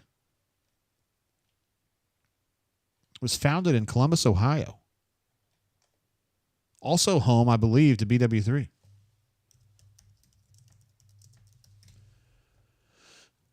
Buffalo Wild Wings, founded in Columbus, Ohio, 2.5 years after Micro Center was founded. How about that? Maybe they were friends.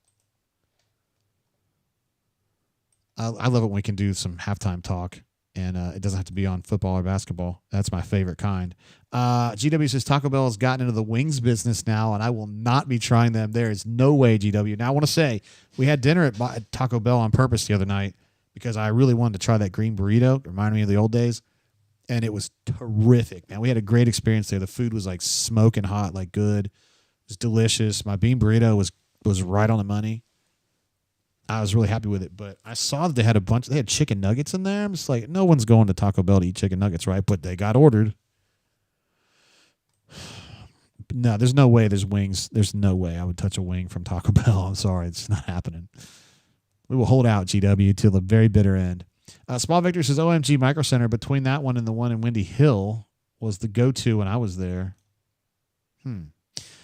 Says purely computers and not all extra pizzazz, specific parts. Do they have Apple stuff there? Probably not, right?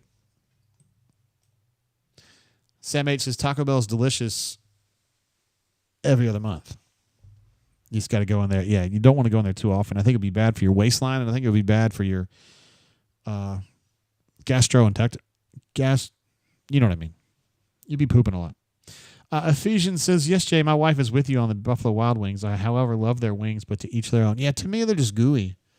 But I will say this, in the last, 15 years? So we got in really early on the BW. We call it BW3. It was called Buffalo Wild Wings and WEC when we got a hold of it in Lexington in like 1993, maybe.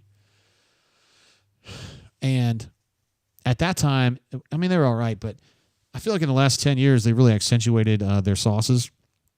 I mean, you can buy them at retail now, and they're always adding a few. Like they realize that sauces really make the wing, or at least in their mind they do. And so to me, they've really salvaged some stuff there because some of their sauces are terrific. Their Nashville hot sauce is super good. So I think they deserve credit for that. Scott C says Florida out-rebounded the poor Ospreys from North Florida 65-25. Wah, wah. Still, well, that's an interesting situation at Florida, right? When you've got Todd Golden under the microscope for some stalking allegations that did not involve his wife and involve some people half his age. So that's still to be adjudicated. I wonder, the skeptic in me always wonders, with Florida being 12-0 now, if that means that the investigation kind of disappears or becomes less important than if they were 0-11. You know what I mean? We'll see.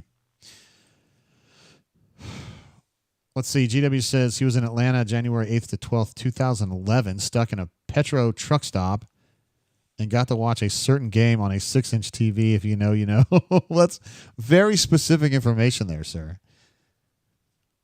I was in Phoenix in that time frame watching a football game, yes. Chris M says Legacy Arena gets points taken off for having ribbon boards everywhere and none of them reeling any dang thing about the game I'm watching. Reeling me. Got you. A lack of substance on the ribbon boards is something that would really bother me. Melee says Baumhauer's jerk sauce used to be good. Have not had Baumhauer's in years. I don't go in there too often. The Baumhauer's in Montgomery, like the wings are so small. Like they don't do it by the number of wings. They do it by the weight, which I'm skeptical of anyway. Whatever. Melee says 6-inch. Must have been 3-inch, actually. That guy, guys. For our Tigers is UTW 28-10 is his prediction. Or that's the Texas score. Either way. Scott C says, how does a married basketball coach have time to stalk? We could do a whole show about that one. I don't know specifically in Todd's case. And again, that stuff's just been alleged. He's not been found liable or guilty of that yet, or at all. And we start off the second half with another dunk from Sir Dylan Cardwell. Drop. From a nice alley-oop from Chad Bacon Lasagna, which is what you love to see. It's a great way to start a half, in my opinion. Let's see if Purdue continues having a hard time. Oh, boy. They're just having a hard time passing, honestly, and they try to DHO some of the stuff, and they just can't get moving fast enough. Oh, Miles Kelly with a little step back, shimmy, shimmy. I need to get a Wu-Tang Clan soundbite for that move right there. A little shimmy, shimmy.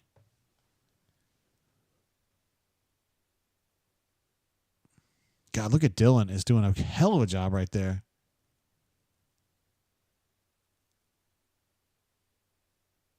He did a great job working under that screen and catching that guy as he was trying to roll out. He plays hard, man. GW says, Melee, that's not what she said.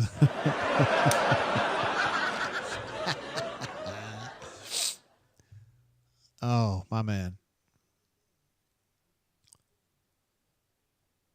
That looked like an alley-oop pass for Purdue, and it was a shot. It was way short. I don't know.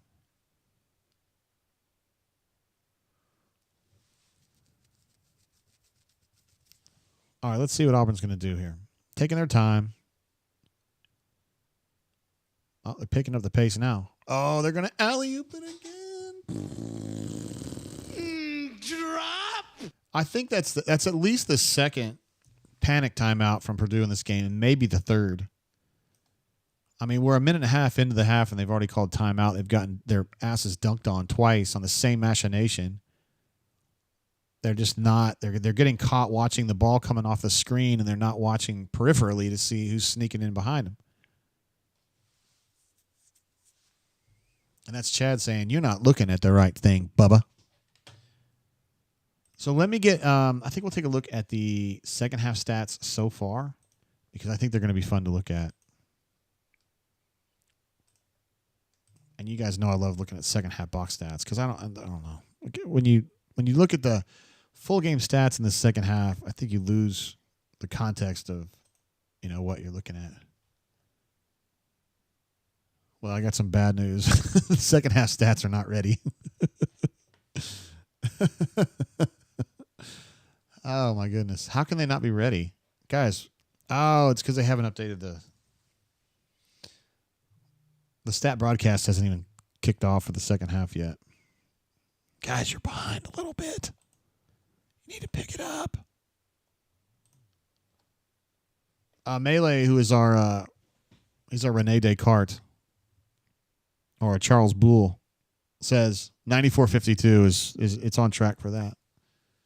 Now, I don't know how you come up with that. You have some kind of algorithm that you're following, like A player plus squeeze squared equals screen squared. Is it that one? You can keep your fancy numbers business to yourself. Sounds like some alchemy. Texas up 28-10. Small victories passes along. The Clemson Tigers. Chip says he's draining and driving, but not chatting while driving. That's responsible motoring, sir. Of course, if you had the Tesla, you could just be on full self-driving, right? But you'd have to keep your eyes alert on the road, or else you're going to get a nag from the wheel.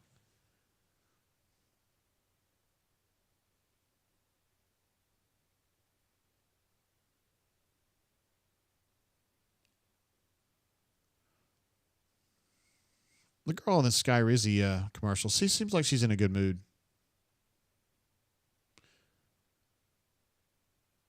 And this guy seems like he's in a good mood, too.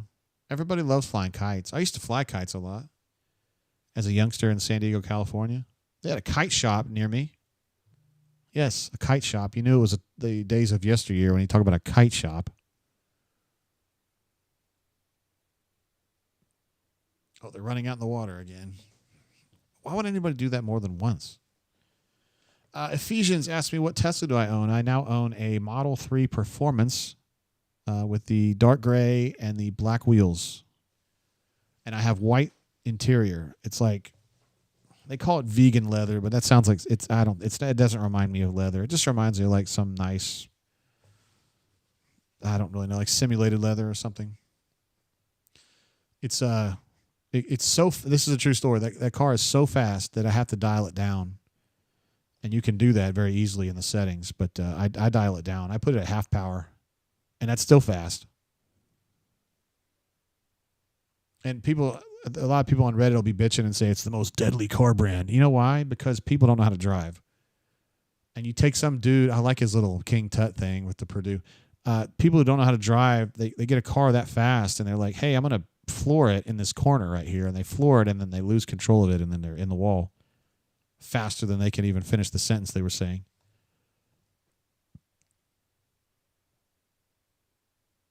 Let's see. Oh, Scott is my man. Now, Scott's speaking my language here. I had a 2-line stunt kite. I know what that is, and I know how badass that is if you know how to operate it. And, yeah, that's cool as hell, man. I was not badass enough to have a 2-line stunt kite. I just had a regular one. But there was a guy in my neighborhood that had one, and it was badass. It was like his was like a fish, and he could make it dive and do all kinds of shit. It was awesome. The girls loved it. I was so jealous. Cleveland asks, how often do I use autopilot? I did want to. I'll see. When Purdue tries to get out and transition and do stuff, they look funny and silly because they can't finish. We went out to lunch today to a place out in Pike Road, and it was 11 and a half miles from my house, and I went autopilot the whole way. Now, I bought my car. I took possession of my car at the end of November. My car was built on like October 16th, I think. I'm still on factory software. I don't know if this means anything to you, but I'm 4 updates back from where I should be on the full self-driving. I have kind of an older build, I guess you could say, on my software. Eventually, at some point, probably the next month, I'll get updated and get the better stuff. But the people that have the newest, freshest FSD software, I think it's a big step forward. That's pretty much what everybody's thinking. So I have a little bit of an older one, and I had some nags today, which I don't think I would have if I had the updated software. But I really dig it. Now, there are times that I'm just not in the mood to use it. I don't know, because it can be kind of a pain in the ass. You just have to keep an eye on it, and it tends to drive kind of like, I think it's like a grandma. Like, it just drives slow, and it will change lanes for reasons that don't make sense to me. I'll be like, let's just stay in this lane, and then once it changes lanes. See, that's a tough shot. That to me, that's a low-quality shot from Purdue. That's the center taking the elbow, 12-footer there. Goes in, but defensively, I think BP is going to be satisfied with how that went down. But, yeah, I went all the way out to Locos, and Denver had a nice-looking 3 there and missed it. And only had really one intervention, aside from having to get those steering wheel nags. It drives my daughter crazy, though. She doesn't like it. I think if she had it, she would never touch it. Let's see. Melee says, my self-driving is Mani. Now, that's a good system. I've used that one before. In my 1977 Pontiac Grand Prix LJ. Johni with an easy deuce right there. Nice pass from Chad Bacon Lasagna. Auburn really just continuing the work that it did in the first half with, again, tempo passing and a lot of back cutting, getting Johni open on, I don't know if you call that a flex cut or a back cut. And there's Auburn getting in the way again, obfuscating passing lanes up high for Purdue, and they've just gotten out on the break and flushed them again. But I don't know as though Matt Painter could call another timeout right now. He's already had one panic timeout this half. And they're down 22. And I don't think they don't have a good path out of this problem here.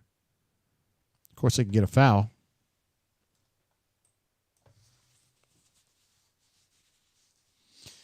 Damon says Auburn's length is really affecting Purdue in the lane. They are hesitant. They really are. And the length and quickness is affecting them big time on the high screens. They can't get to them.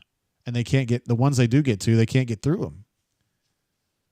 So it's like Auburn's just kind of like taffy in the wheels. They can't get moving at all.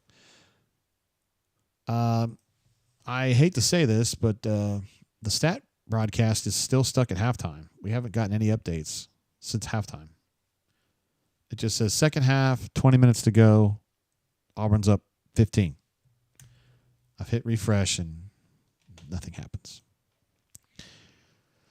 So, big thank you to the people at the BJCC for getting that straight. And that's great. Thanks for always having our back. Just kidding. Satoshi says, are we really waxing the number 16 team like it's a walk in the park? I mean, goodness. Yeah, this kind of reminds me of the Ohio State game, really. Just crushing. The answer is yes. That is exactly what's going on right now. Melee says, Stats wants you to update your credit card info. Hey, would my Social Security card be enough?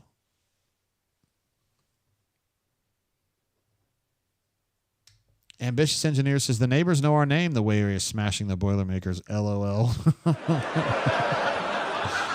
I'm so glad Pipe's not here to have to deal with this. In fact, I should probably talk some smack to him.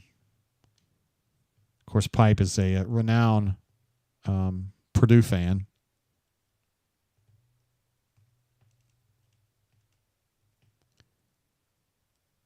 I just asked him how things are going.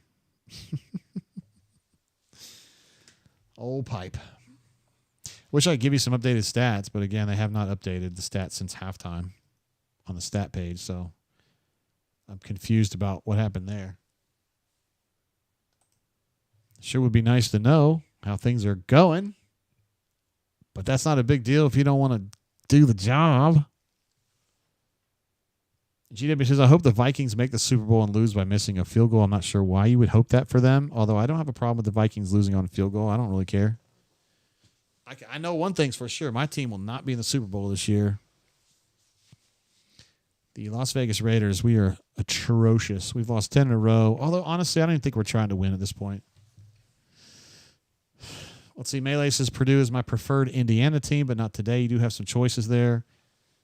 You got IU, of course, Purdue, Notre Dame. You've got Southern Indiana. You've got Butler Bulldogs. You've got Iupui. You've got Indiana Fort Wayne. You've got Franklin College.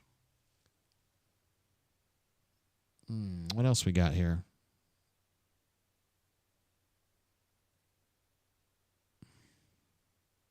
Dang it. Surely there's more.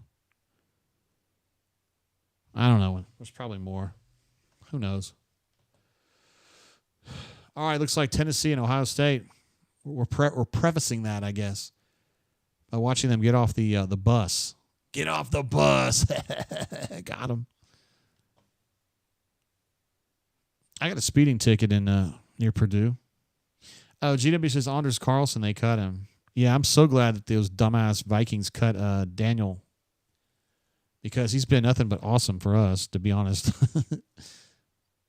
Cleveland Browns says Atlanta spent $90 million just to confirm that Kirk Cousins is not that guy. SMH.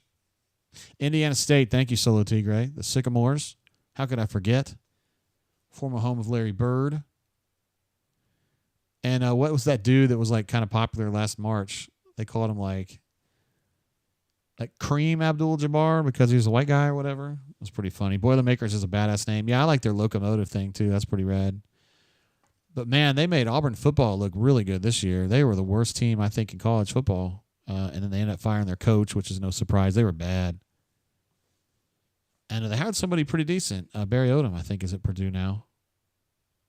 He's pretty good. Let's see. Chip says that stale stats can be used for stat pudding or stat crumbs. Says a guy who definitely knows a thing or two about cooking. See, that's what I'm talking about. Purdue is just, the shot quality is just atrocious, dude. They can't get anything. Like at this point, I almost feel like they're stumbling into the buckets they get, just kind of like on accident.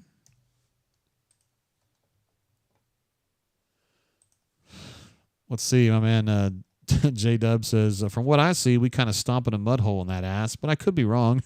Talking about this game. We haven't heard much from Pipe since this game kicked off. And the Auburn Tigers just put another one on them. Oh, sorry about that. Splash. 55, Sammy Hagar's least favorite number. Because he can't drive it. Got him.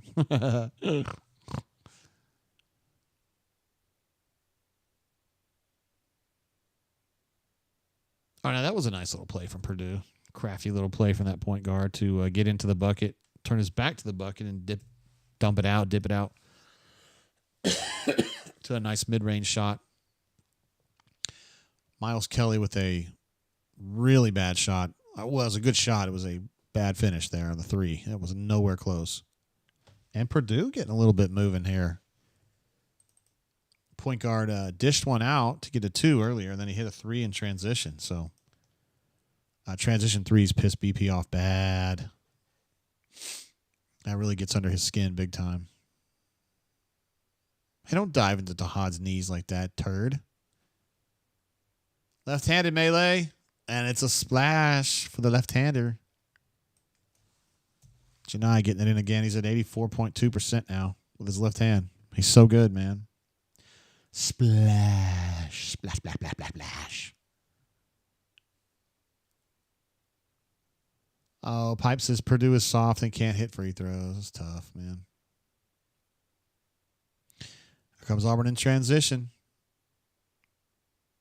Oh, nice play by number 3 to read the eyes of the point guard there and to jump in front of, was that Simo? I think it was.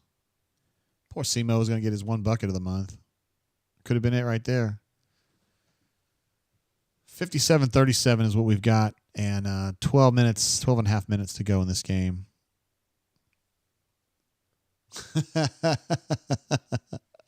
Pipe said, if you keep this up, I'm going to take back the cloches I got you guys for Christmas. Cloche. Oh, man. I couldn't think of what the thing was called when we were on vacation. They put the little, you get like this Johni with another left-handed shot there, melee. When they serve you food and it's like on a silver platter, like they're doing it just for shits and gigs, and then they put the little dome on top of the food, you know what I mean? That dome is called a cloche. And so, I don't know, we just pretended like we were going to steal cloches when we were there. I don't know. It was funny at the time. Oh, he's number 7. Excuse me, number 4 is going to try to spin around Johni, and Johni was just like, I don't think you can hit that anyway, and then he didn't hit it. Oh, Tahad. Oh, I wish he'd been able to finish that. He did a little drop step on the dude, and he didn't have any. Oh no, sir. No. It's weird, man. Purdue, they're like so confidently fucked here, but like you can tell this stuff works a lot. Like this point guard, like trying to like go up and under on Johni in half transition right there. Like this play right here. Like you can tell that he thinks this works a lot of the time. Like he must play like Penn State and Indiana and shit, and that works, And then he does it against Auburn, and Johni's there to swat his shit, and like he doesn't even know. He's like confidently awful. I don't know, whatever. Melee says number 3 would not be so good without that Copper Tommy neck brace. And Small Victories just says no soul left. I think the soul got knocked out of them about 15 game minutes ago, right? I mean, it's bad. All right, we got our stats back, guys. Thank God. Let me get this. We're going to do the second half stats. Jeez, took them long enough. Sorry that you guys had to drop the donut. Oh, no. Can't do that yet. There we go.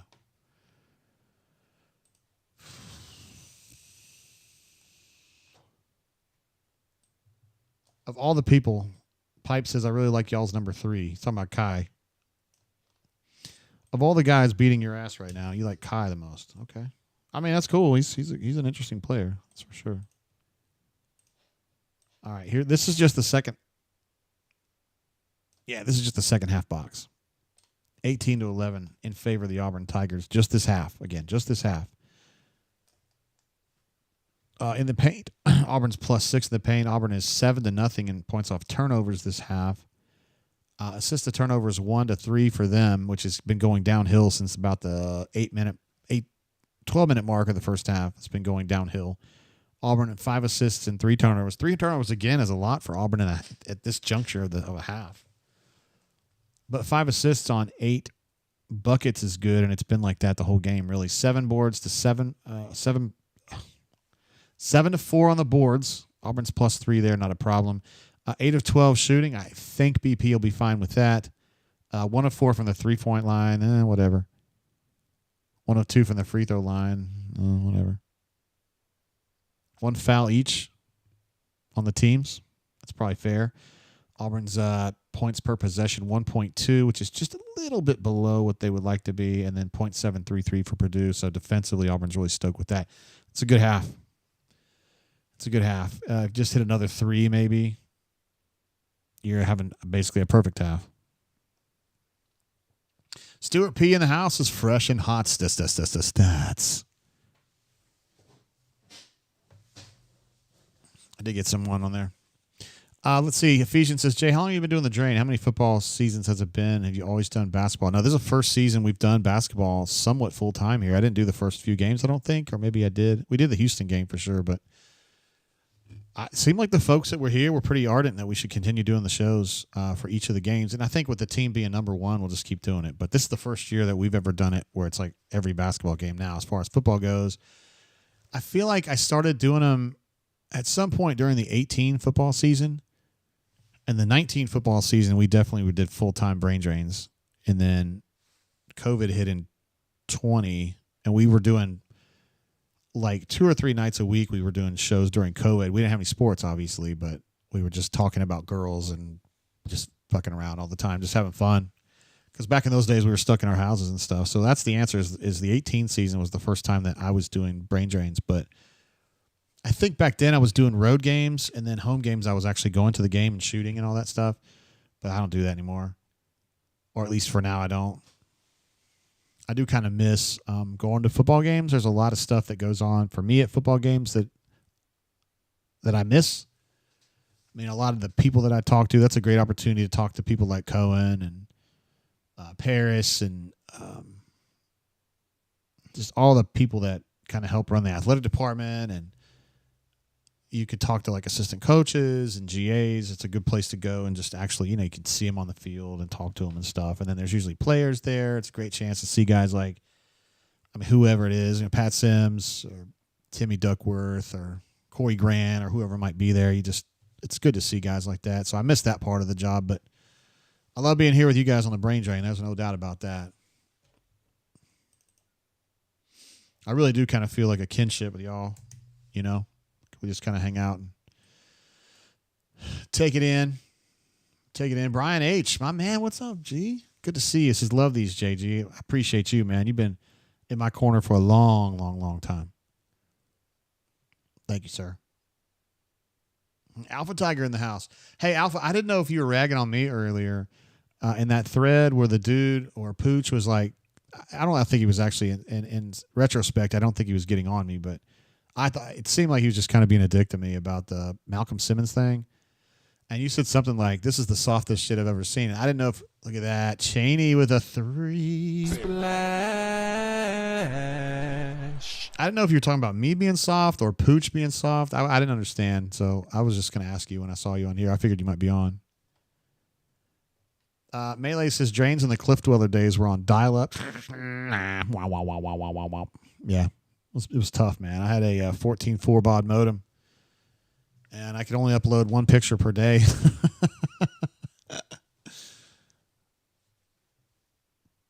And it was some crazy times back then, late 90s. Just trying to live life online in a time when they didn't have, it really was dial-up internet. Here comes Auburn on the break. Miles Kelly is... Oh. Drop. Oh, Kai. Got up so high for that alley-oop dunk. My God. Hey, Rona24's in the house, who I erroneously omitted his idea about the adding green and check marks to the checklists on the portal season thing. I'm sorry. I missed you on that one. I gave the credit to someone else. It was wrong of me. Yo, Malcolm's in the house. He liked that one. He loved that alley-oop dunk. It's pretty sweet. That's pretty good.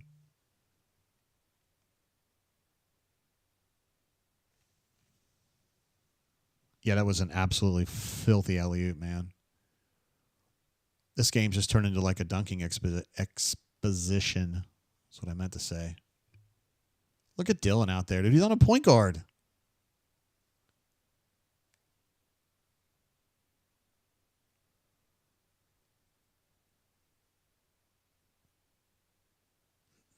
That's just really nice execution from Chaney. Well, really from Dylan, Chaney, and Kai.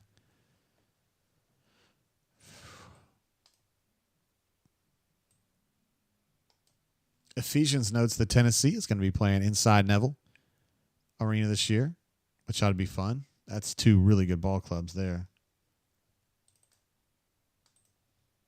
Potentially two like Final Four caliber ball clubs. I need to see a little more on Tennessee to feel like that's for sure. But let's see. Alpha says, I was ragging you a little. Didn't think he meant anything negative by his post. Just didn't realize Simmons was flirting with the leaving. But either way, worry about the 98% that appreciate the reporting and not the 2% that don't. Thank you, sir. Yeah, so I guess that's something that a lot of people didn't know necessarily. That Malcolm, I mean, it's not like Malcolm was like holding them up or anything. He was just, I think he was concerned about, their pursuit of Eric Singleton, which is fair, I think. And, Hugh and was like, no, that's not, we love you. We want you to be here for sure. And then Auburn kind of stepped up and said, hey, we want to offer you this. And he was like, I'm good. Let's do that, So, yeah, but that was going on behind the scenes, and I think there was some concern that he would not be good nor satisfied with Auburn's answer to the Eric Singleton question. But Ricky Henderson died? I didn't know he was sick. Oh, man, I love Ricky Henderson. Such a unique, like a one-of-one type player. Leadoff man, hit a lot of homers. Very, very good outfielder. Steal bases like nobody's business. Knew how to draw a walk. Didn't strike out a ton. Man, he was a player. Oh, Taha. Flash.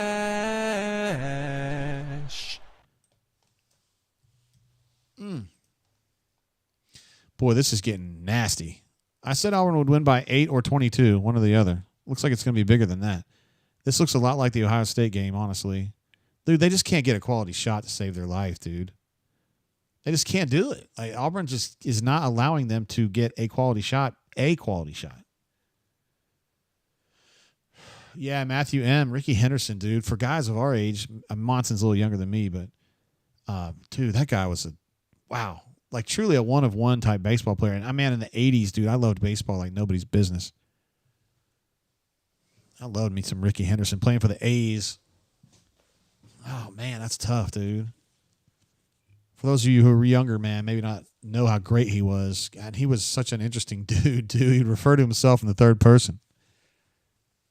Like, reporters would ask him questions about, his game, and he would be like, Ricky stole 3 today. How about that, And it was like, yeah, all right. I like it. Alpha says, if anyone had told me we'd make it through this pre-SEC schedule with one loss, just the one, I would have laughed in their face. And hell, that one loss was pretty damn narrow, honestly. Ephesians, Auburn has to be ranked number 1 now, right? You'd have to think so, yeah. It should have been number 1. It doesn't really matter, though, right? Like, honestly. Because we know what they are. And For our Tiger says no one could speak in third person the way he did. Absolutely. He just, man, Ricky had 3 today. Like, who am I talking to? Isn't it you? Are you referring to another Ricky? Ricky wants to know why you're asking him that. Stu Pup says, fam, these name brand teams AU is decimating. I mean, Purdue, guys, didn't they play for the Natty last year? Now they lost Zach Edey. I mean, come on now, but yeah, they're getting undressed right now. And I don't mean in the good way. Not the way like if Selena Gomez was doing it, everybody be happy. It's like in the way that like Martina Navratilova would be doing it. We would be unhappy. Well, at least they're unhappy. Let's see. Matthew M says, I should start doing the Portal season videos in third person. Oh, yes. Runner 24 says cause of death was pneumonia. Pneumonia. We need more information. Ricky needs more information on this. Let's see. Runner 24 says there's a good Will Clark. Will Clark's a dick, by the way. Clip telling a Ricky story in one of the bunker Ricky threads today. I didn't realize there were going to be a bunch of threads already. That's good. Good quick. Sam says, I think it matters. He's talking about when I said it doesn't really matter if they're number 1 or not. I mean, because, like, dude, at the end, like, they're going to get seeded. I don't give a shit about anything till the tournament, right? So they're going to get seeded based on computer numbers. I mean, Freddie Johnson, who covers fucking Creighton for the Omaha Daily Banner, like, I don't care what he thinks about Auburn. He doesn't know anything about Auburn. And Shelley Jones, that covers Washington for the Seattle Post-Intelligencer, like, I don't care what she thinks about Auburn, and I don't think the NCAA tournament committee does either. They're going to look at numbers and say, God dang, Auburn has 6 quad 1 wins. They had 6 quad 1 wins by Christmas. You know, and 4-hour Tigers says it's December. I'm with you 100%. Like, I just don't. It's probably because of my age now. You know, I mean, I'm 52 now. I've been covering Auburn a long time, and before that, I covered Kentucky. Went to 3 Final Fours with them. Like, it doesn't matter until everything's just, you're just looking to see development is all you're looking for at this point, really.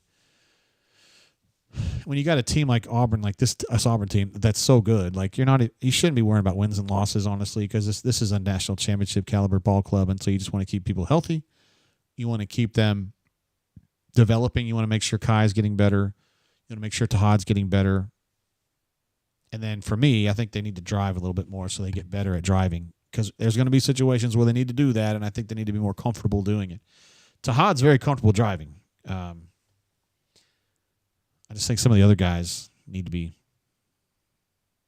better at it too. Daniel P. is with us. Better late than never. I'm here. Glad to have you with the stream, sir. We've added a bunch of traffic here in the last 5 minutes. I don't know what's going on. Glad to have you, though. We had about the Dirty 30 earlier. Melee's been wire-to-wire with us. I know that. Runner 24's been here a while. GW's wire-to-wire with us today. Not that you're any less of a stud if you're not wire-to-wire. I'm just saying I know it's the last weekend before Christmas, so I know there's a lot of you guys who are working 9 to 5 during the week. I mean, this is when you got to get the work done, right? You got to get some stuff bought, and maybe you need to ferry a daughter or a son out to get some stuff with the mom or the dad. So there's a lot of good things going on.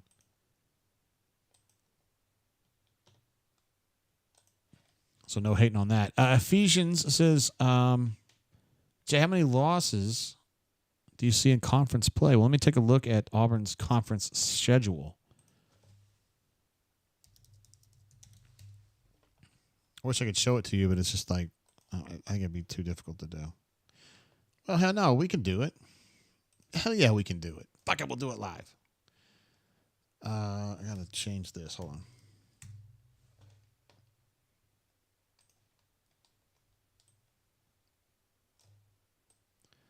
Or I'm going to get a screenshot here of the schedule. And we can just kind of talk about this. This Auburn game doesn't matter. I mean, come on, guys.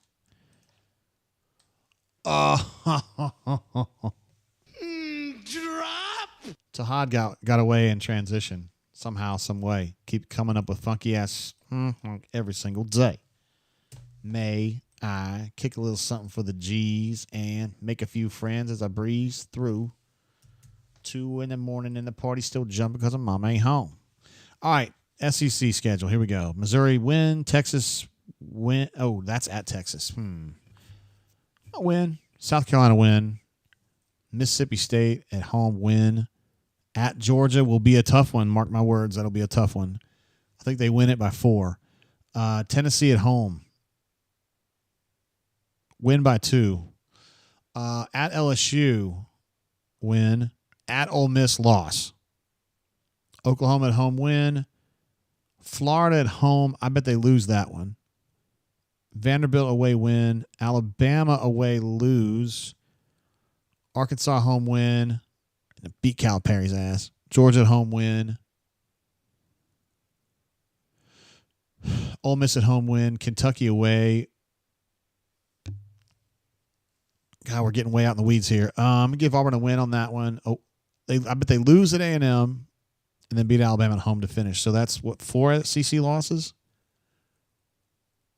Yeah, 4. So 14-4, and I think that wins the conference. I think Tennessee, everybody's going to get beat up. I love that. Scotty C, we got some of the smartest basketball fans on the entire internet. Scotty C says, why is Broome in? Guess what? They just subbed Broome out. Smart. I see no reason for Johni to be in that game anymore. And to be honest with you, man, I was surprised he played as much as he did. He played great, too. Let's see. Desperado, in true Ricky Henderson form, says, Desperado said Auburn was going to win by 30 early in the game. As an homage to Ricky.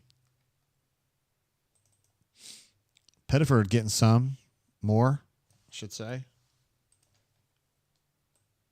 Scotty C says, never mind. No, not never mind. You were absolutely right on the money there, bro. BP heard you. Purdue hits a 3. I don't know. I just saw Tahad go flying. I don't know what happened. You got like hip checked or something. Was that a 4-point 3-pointer?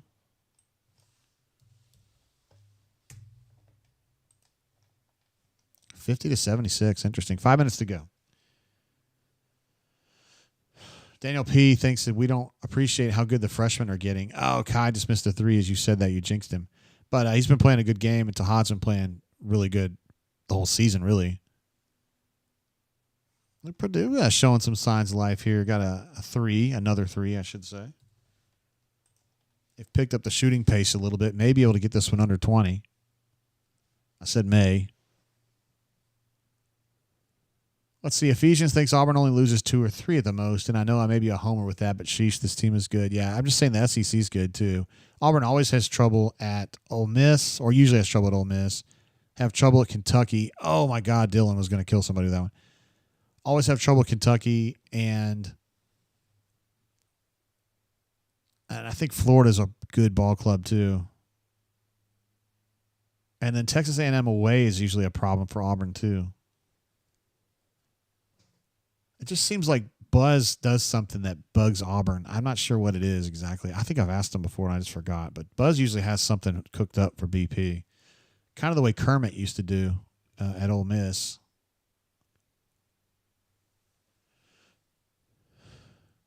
Johni with a casual 23-11 coming off. Look at Marquise Daniels over there helping the guys.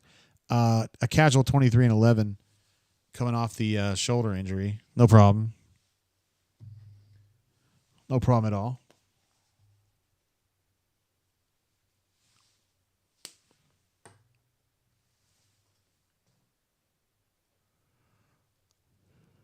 Let's see, Florida. Yeah, Sam says Florida always struggle with them. Yeah, and they're good this year too. So, I'm skeptical of, some of these games are going to be, as Doc would say, winnable, losable. And you just can't expect to win them all. But I think 14-4 in this league, first of all, I think that wins the league. And second of all, it's an accomplishment. Seriously. It's a good league right now. South Carolina is really the only team in the league that's just not good. Everybody else is pretty good.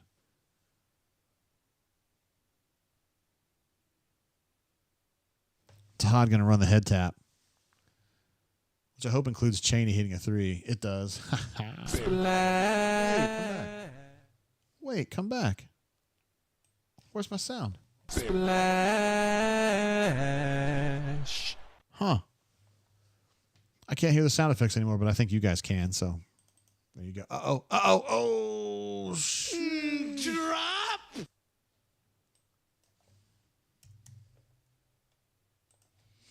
Boy, this is a high-flying, swashbuckling game right here, man. They are absolutely just killing these guys on the attacking end. Now, look, Purdue's hitting some shots now. It's not going to matter at all, but Auburn is just killing these guys. Yeah, Daniel P says we hear it. I don't know. I've lost it. It's weird how. Just glad you guys can hear me. All right, 81-56, 2:50 to go. Denver in a little bit of trouble here, but he doesn't get the ball out. Damn, Dylan actually did a great job to block that shot in transition, but the ball caromed right back to a trailer, and he stuck it in. 58-81. Yeah, small victories, too damn easy is exactly right. That's BP's going to be mad about that sloppiness right there. Oh, my God. Splash. Taha just goes behind a screen and says, I'm just going to jack it up from here. And he, boom, splash ski.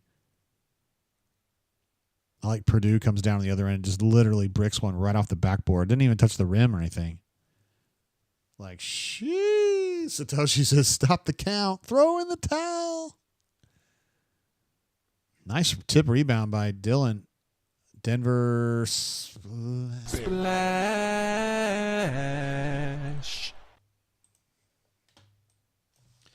Purdue's like, we're going to play with a faster pace. And Auburn said, oh, are you? We'll do it too. I think Auburn's going to crack 90. Melee, we got an updated how many points they're going to score here. Do you have your big A squared plus C squared equals D squared to the square root of 16,000?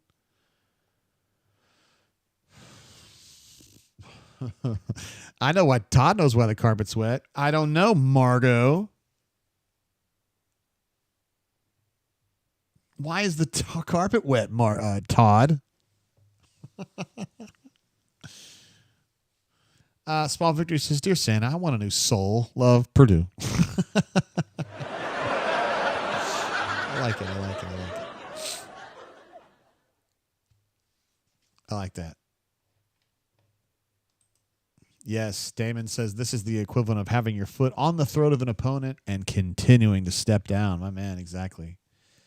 Melee says his TMJ index predictor is broken. The maths are not mathing anymore. It happens sometimes. And Scotty C gives the Gus Malzahn. I think Auburn might be pretty good this year. They look pretty good, Jay. How they playing? They're killing everybody. Nah, pretty good. I thought they'd be good. Hugh said they're going to be real good this year. Solo Tigre, he knows a little something about math. He says A squared plus B squared equals D squared. Nuts. Got him.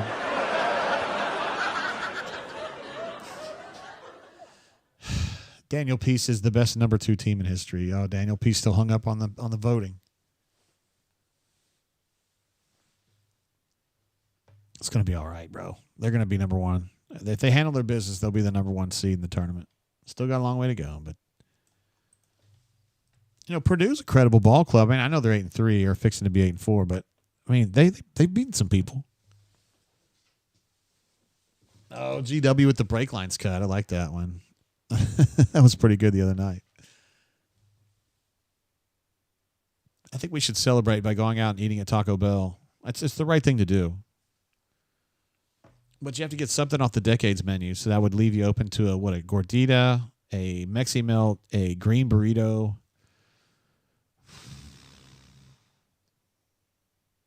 Well, just one of those 3, maybe.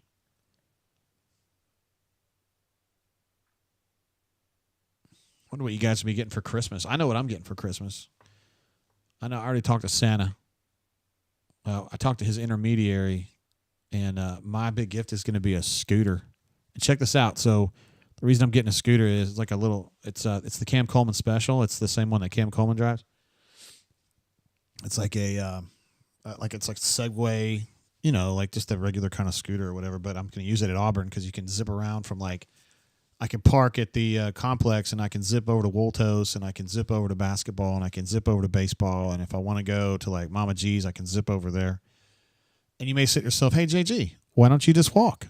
Well, sometimes I don't want to walk. Okay. Sometimes I'm in a hurry, and I got 20 minutes, and I got to get a mama's love with extra sauce on it, and I'm going to go over there and get it and get back to the complex. I'm excited about it. Daniel P. says, we'll be number one where it matters. Exactly. In your heart is where it matters most. I guess we can get some stats put up. I mean, might as well. I mean, not going to hurt anybody. Well, it might hurt our Purdue fans that are watching,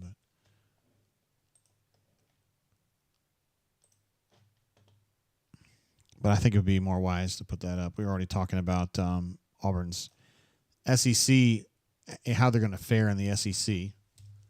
We think they're going to win 14-ish, between 14 and 16 games this year in conference. I think that's the expectation. Here are the latest stats. So probably won't change much between now and the end of the ball game, but at least you can get a feel for what's going on. This is the first time we've seen full stats since halftime. Assist to turnover for them is 12-12, which I don't think they're going to be very happy about. Auburn's assist to turnover is 24-9, which is much better. 24 assists on 36 buckets ain't too bad. Shooting 57% from the floor. Wow, their 2-point percentage must be insane, bro. They are 26 of 39 from 2. Of course, it's over here.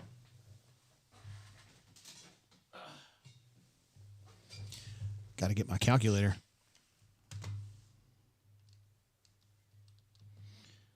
67%. How could I not have figured that out? What a dumbass. 67% from 2. JPP in the game. It's a good chance for him to just get his feet wet out here and play a little bit, contribute to the ball club. They're going to call a foul on Kai for contesting that 3, and he's going to be frustrated. Small Victory says, Mama G's was our go-to in the late 90s as a hole-in-the-wall legitimate. Equals memories. Yeah, man, I still love Mama G's. Unfortunately, the one that's near me in Montgomery closed maybe 6 months ago, which sucked. AU256, part of the Madison Mafia, with me, by the way, says just wrapped up some Christmas shopping. What did I miss? You unfortunately missed a lot of. Auburn has spent a lot of this game laying some their testiculars, proverbially on Purdue's forehead. Presley Patterson is in the game. There has been a lot of dunks and a lot of alley-oops and just a lot of facials, gentlemen's facials. In this game, Auburn's just been really bouncy and super athletic and just killing Purdue, which Purdue does not look particularly athletic to me. That you could tell there was a speed problem early on in the game from a Purdue perspective. Turtle from 3. Oh, I thought he was going to hit that. Let's see. Melee says, just melt some cheddar on Doritos in the microwave and you're Gucci. Man, now you're making me want those. There were people on the Reddit, I think it was in RWDE, I don't remember exactly where it was, but they were like, we need to replicate the Mama G's nachos. And these people advocated buying a commercial grade steamer, and they were sourcing them through Amazon and shit. So these people would pay $500 to get a professional steamer, and they were making them. And the shit looked legit as hell, but I'm not sure I could drop that much coin on it. You know what I mean? For a little thing like that. All right, 66-87. Auburn's up 21. I predicted between 8 and 22, so I feel like I'm I'm in the range. JPP, yeah, you know me. They're going to get a chance to shoot one more time. JPP going to miss a 3. I said wrong. Oh, no. Purdue going to hold for the last shot here. One would hope. And they hit a 3. They got it under 20, guys. 69. So Auburn's going to win this game by 18, it looks like. Which you really thought it would be worse than this, honestly. I mean, it's still a completely comprehensive victory by the Auburn Tigers, but just Purdue hit some shots there late to turn a game that was about to get to be a laugher into it's okay. Long story short, that's a comprehensive victory for the Auburn Tigers right there. Desperado says, so Purdue got teabagged. I think that's fair to say. Proverbially, of course. We wouldn't do that in real life. That would be disrespectful and rude and potentially illegal. Let's see. So what's the latest on Texas and Clemson? I'm going to go ahead and turn my TV off because I don't care what's going on if Auburn basketball ain't playing. Tim says Willie's was my go-to at Auburn. Man, that is missed. I never was big on Mama G's. I kind of respect it. Courtney is not a fan, not as big a fan of it as I am because she thinks the sandwiches are mushy, which is kind of what the brand is. But I can understand why that would not be particularly appreciated just by some people who want like a crispy Sammy, you know. Let me see. Stulte wanted to come on the show immediately afterward. And I just wanted to make sure he was near his phone or whatever. 31-10 Texas over Clemson. Thank you, Daniel P., for that. Playoff games have been ass so far. U256 says, yeah, I'd hate to see Rhett get killed like he did. I like Rhett. The Rhett vet, as the bunker would know him, colloquially, of course. And here we go again. Last time I asked for an update, Clemson had a pick six that was called back that Cleveland Brown helped us get up to date on. And now I ask you, and you say Clemson just scored again. If I keep asking, Texas is going to lose this game. All right, so Stulte wants to jump on the air and talk this game, and of course we love Stulte. I love Stulte. I don't know if y'all love Stulte, but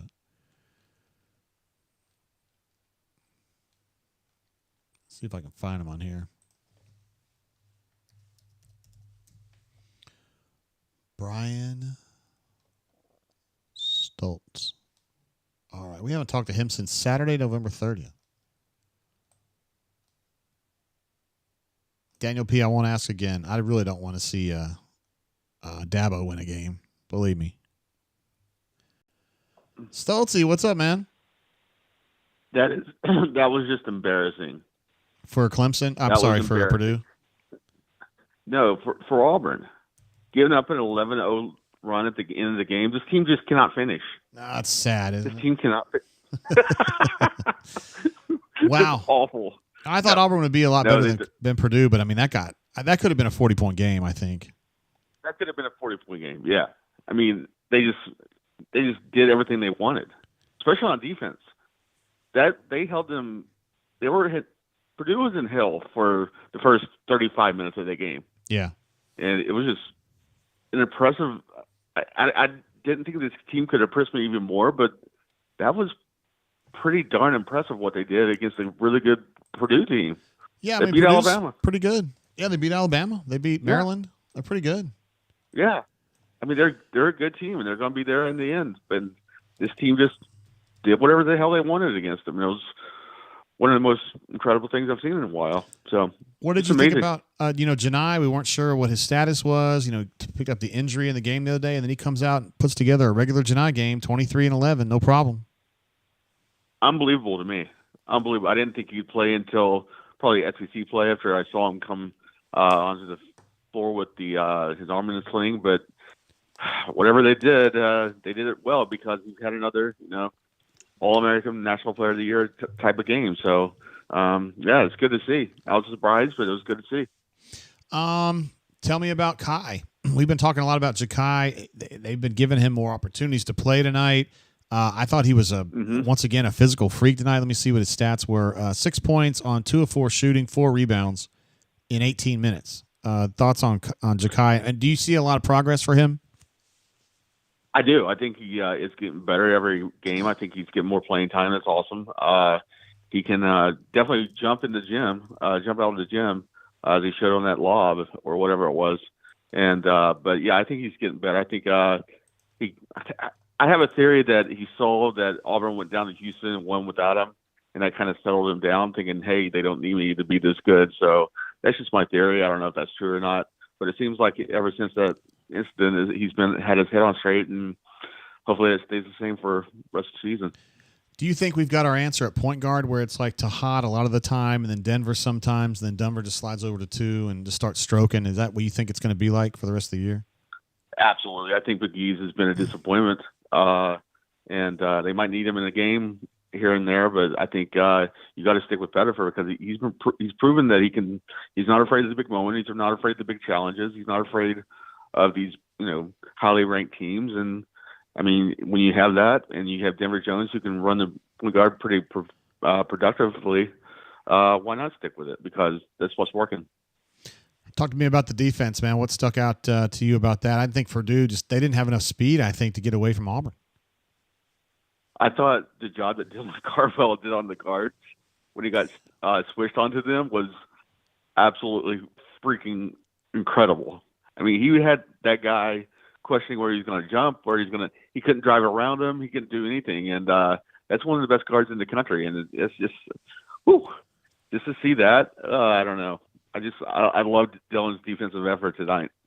Yeah, he's always spirited, but he's learned how to be a spirited basketball player instead of just a guy on the sidelines waving his hands. Instead of a ham, yeah. Yeah. Another thing I thought was weird. Coming back for another year. Chaney got in foul trouble again in the first half. Now, it didn't end up really affecting him too much in the second half, but I think he's still got to kind of be a little more careful with his reaching. I do too. But, if that's one of the biggest faults of this team, I mean, it might come back to haunt him at one time, but, they're so deep right now that they, if Chaney gets in foul trouble, they can go to the second man. And, I just think that's part of his defense, and what makes him so effective at it is because he's so long and he can get in these guys' drills, and I don't know. That's just something he has to deal with. But I like everyone's overall effort, except the reserves who gave the 11-0 lead to make it actually look like it was a close game for a while, but it wasn't. So anyway. Yeah, Blake, Turtle, Presley Patterson, pissed off, man. What is this? I mean, just make him run stairs with Brian Harsin tomorrow. Yeah, Harsin will be out there because coffee's for closers, right? Coffee's for closers. So, what about this team going in SEC play? I know we still got at least a game or two. Monmouth is still to go. What do you think? Monmouth is in SEC play. What do you think it's going to take to win the SEC? Do you think 14-4 is going to be enough to win the SEC? Where do you think Auburn's going to stack up? I think 14-4, 15-3. I mean, this league is so deep, and I think it's the best the league's ever been by far. And I think this team is really, really good. I think they can go through 15-3, 16-2 if they, pull some upsets on the road. But they're gonna be probably favorites in all but like 3 or 4 games. Yeah. So I think if they can keep it at that, everyone else is going to beat each other. So might be 14-4, hell, 13-5 maybe. Still got to play. Florida's going to be at home this year. They got to play at Kentucky. They almost always have trouble at Ole Miss. They've got to go to Texas A&M this year. The Tennessee game is in Neville. So the schedule's decent for Auburn, but the SEC's good, man. Yeah. The SEC's so good. So it'll be a grind. It'll be a grind. But this team's built for it after the non-conference schedule they just played and the veteran experience they have. I think they're built for it. Yeah, I think this is the best Auburn team ever. I agree. I was about to say that, but I didn't want to, hyperbole. But yeah, this is the best Auburn team ever. You don't want to hyperbole? I got you. Hey, what do you got going tonight, bro? I am writing. I'm in an Atlanta hotel because I have an early ass flight to Kentucky tomorrow. Yeah. And I'm going to watch Ohio State, Tennessee from the comfort of my bed while working on my story from sidebar from tonight's game. It's exciting. And, just relax. That's good. Really catch a Christmas movie, Hallmark Christmas movie. I wouldn't be surprised to hear that at all. Switch back and forth. If the Ohio State-Tennessee game gets out of control, what am I going to watch? So, tis the season. Tis the season to be merry. Well, that's my name. No shit. Attaboy. Great line. Yes. All right, Stoltzy. Yes. I'm going to hang up on you now. All right. Hope you have a good flight. All right. Yeah, thanks, buddy. Talk soon. Bye. See ya.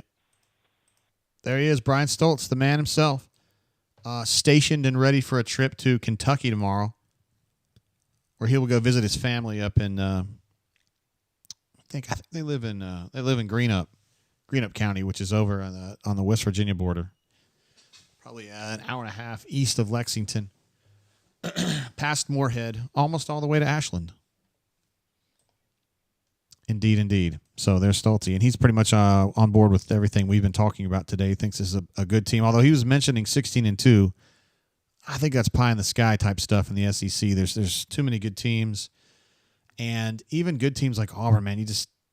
Particularly if Auburn becomes, right now Auburn's kind of like a specter out there, right? Like they're the hunted, truly. I mean, I think everyone agrees that Auburn's the best team in the country right now. And that means you're going to get their best lick pretty much every night, right? And I think this team's up for it because Johni is such a problem. And then you've always got these other dudes. I mean, Chad Bacon Lasagna can give you a lot on a given night. Tahad can give you a lot on a given night. Denver gets really hot sometimes, and he's a problem.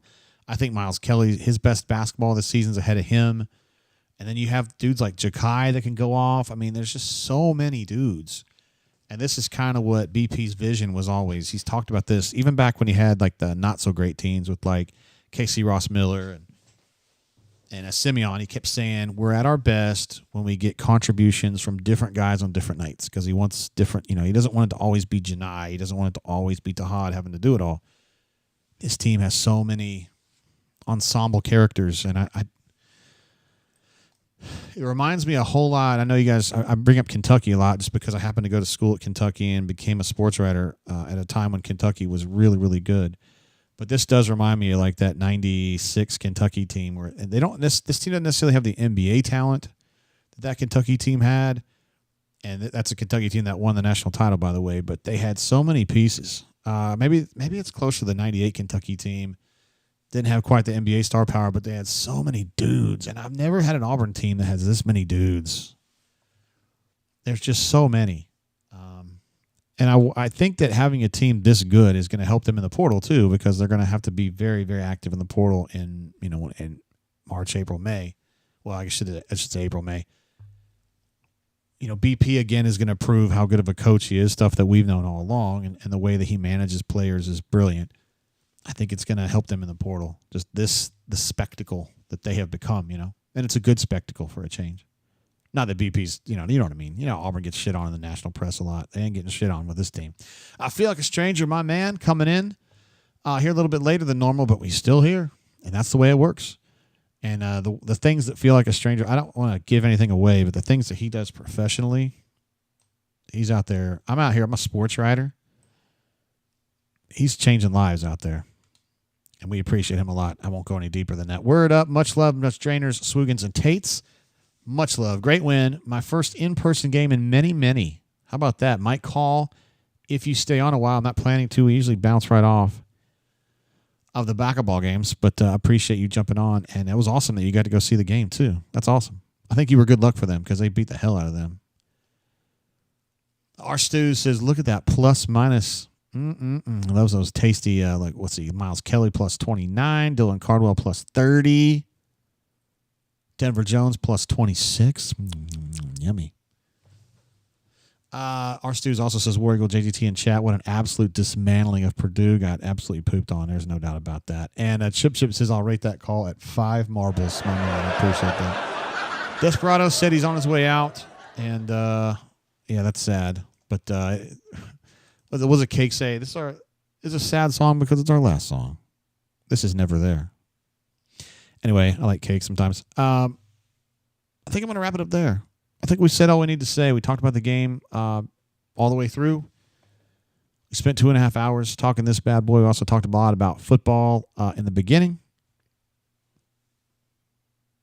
Oh, it looks like I'm getting the dinner call from Ma'am Courtney. Oh, Runner 24 in here. Even though I disrespected him earlier in the week by not giving him full credit for a great idea he had, he still sends a super chat because he's that kind of guy.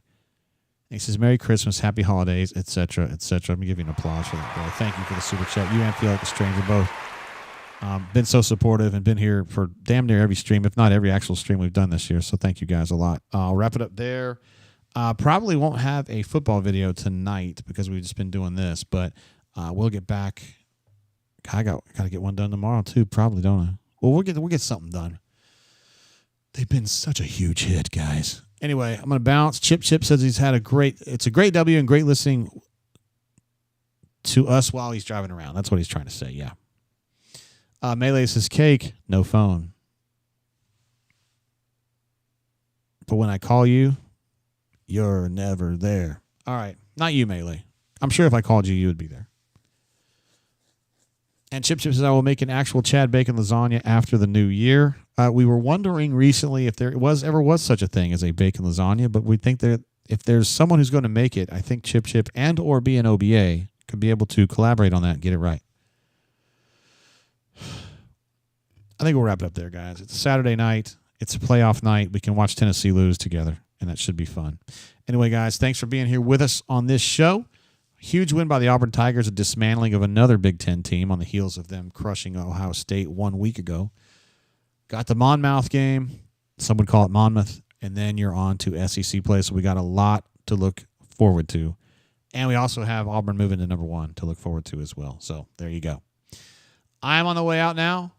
I am saying peace and love to you guys. Let's make great decisions out there. If I don't see you before Christmas on a live stream, which I probably won't, I want to wish you guys a Merry Christmas and a happy, happy holidays. I will be doing the videos, the Portal season videos, and we probably need to start doing some basketball videos too. So we'll do the little short form, 8 minutes, 10 minutes type of thing, and I appreciate you guys watching that. I know you guys always got my back on that. So just keep it real. Have a great holiday, and I will see you guys soon. Peace and love. Deuces.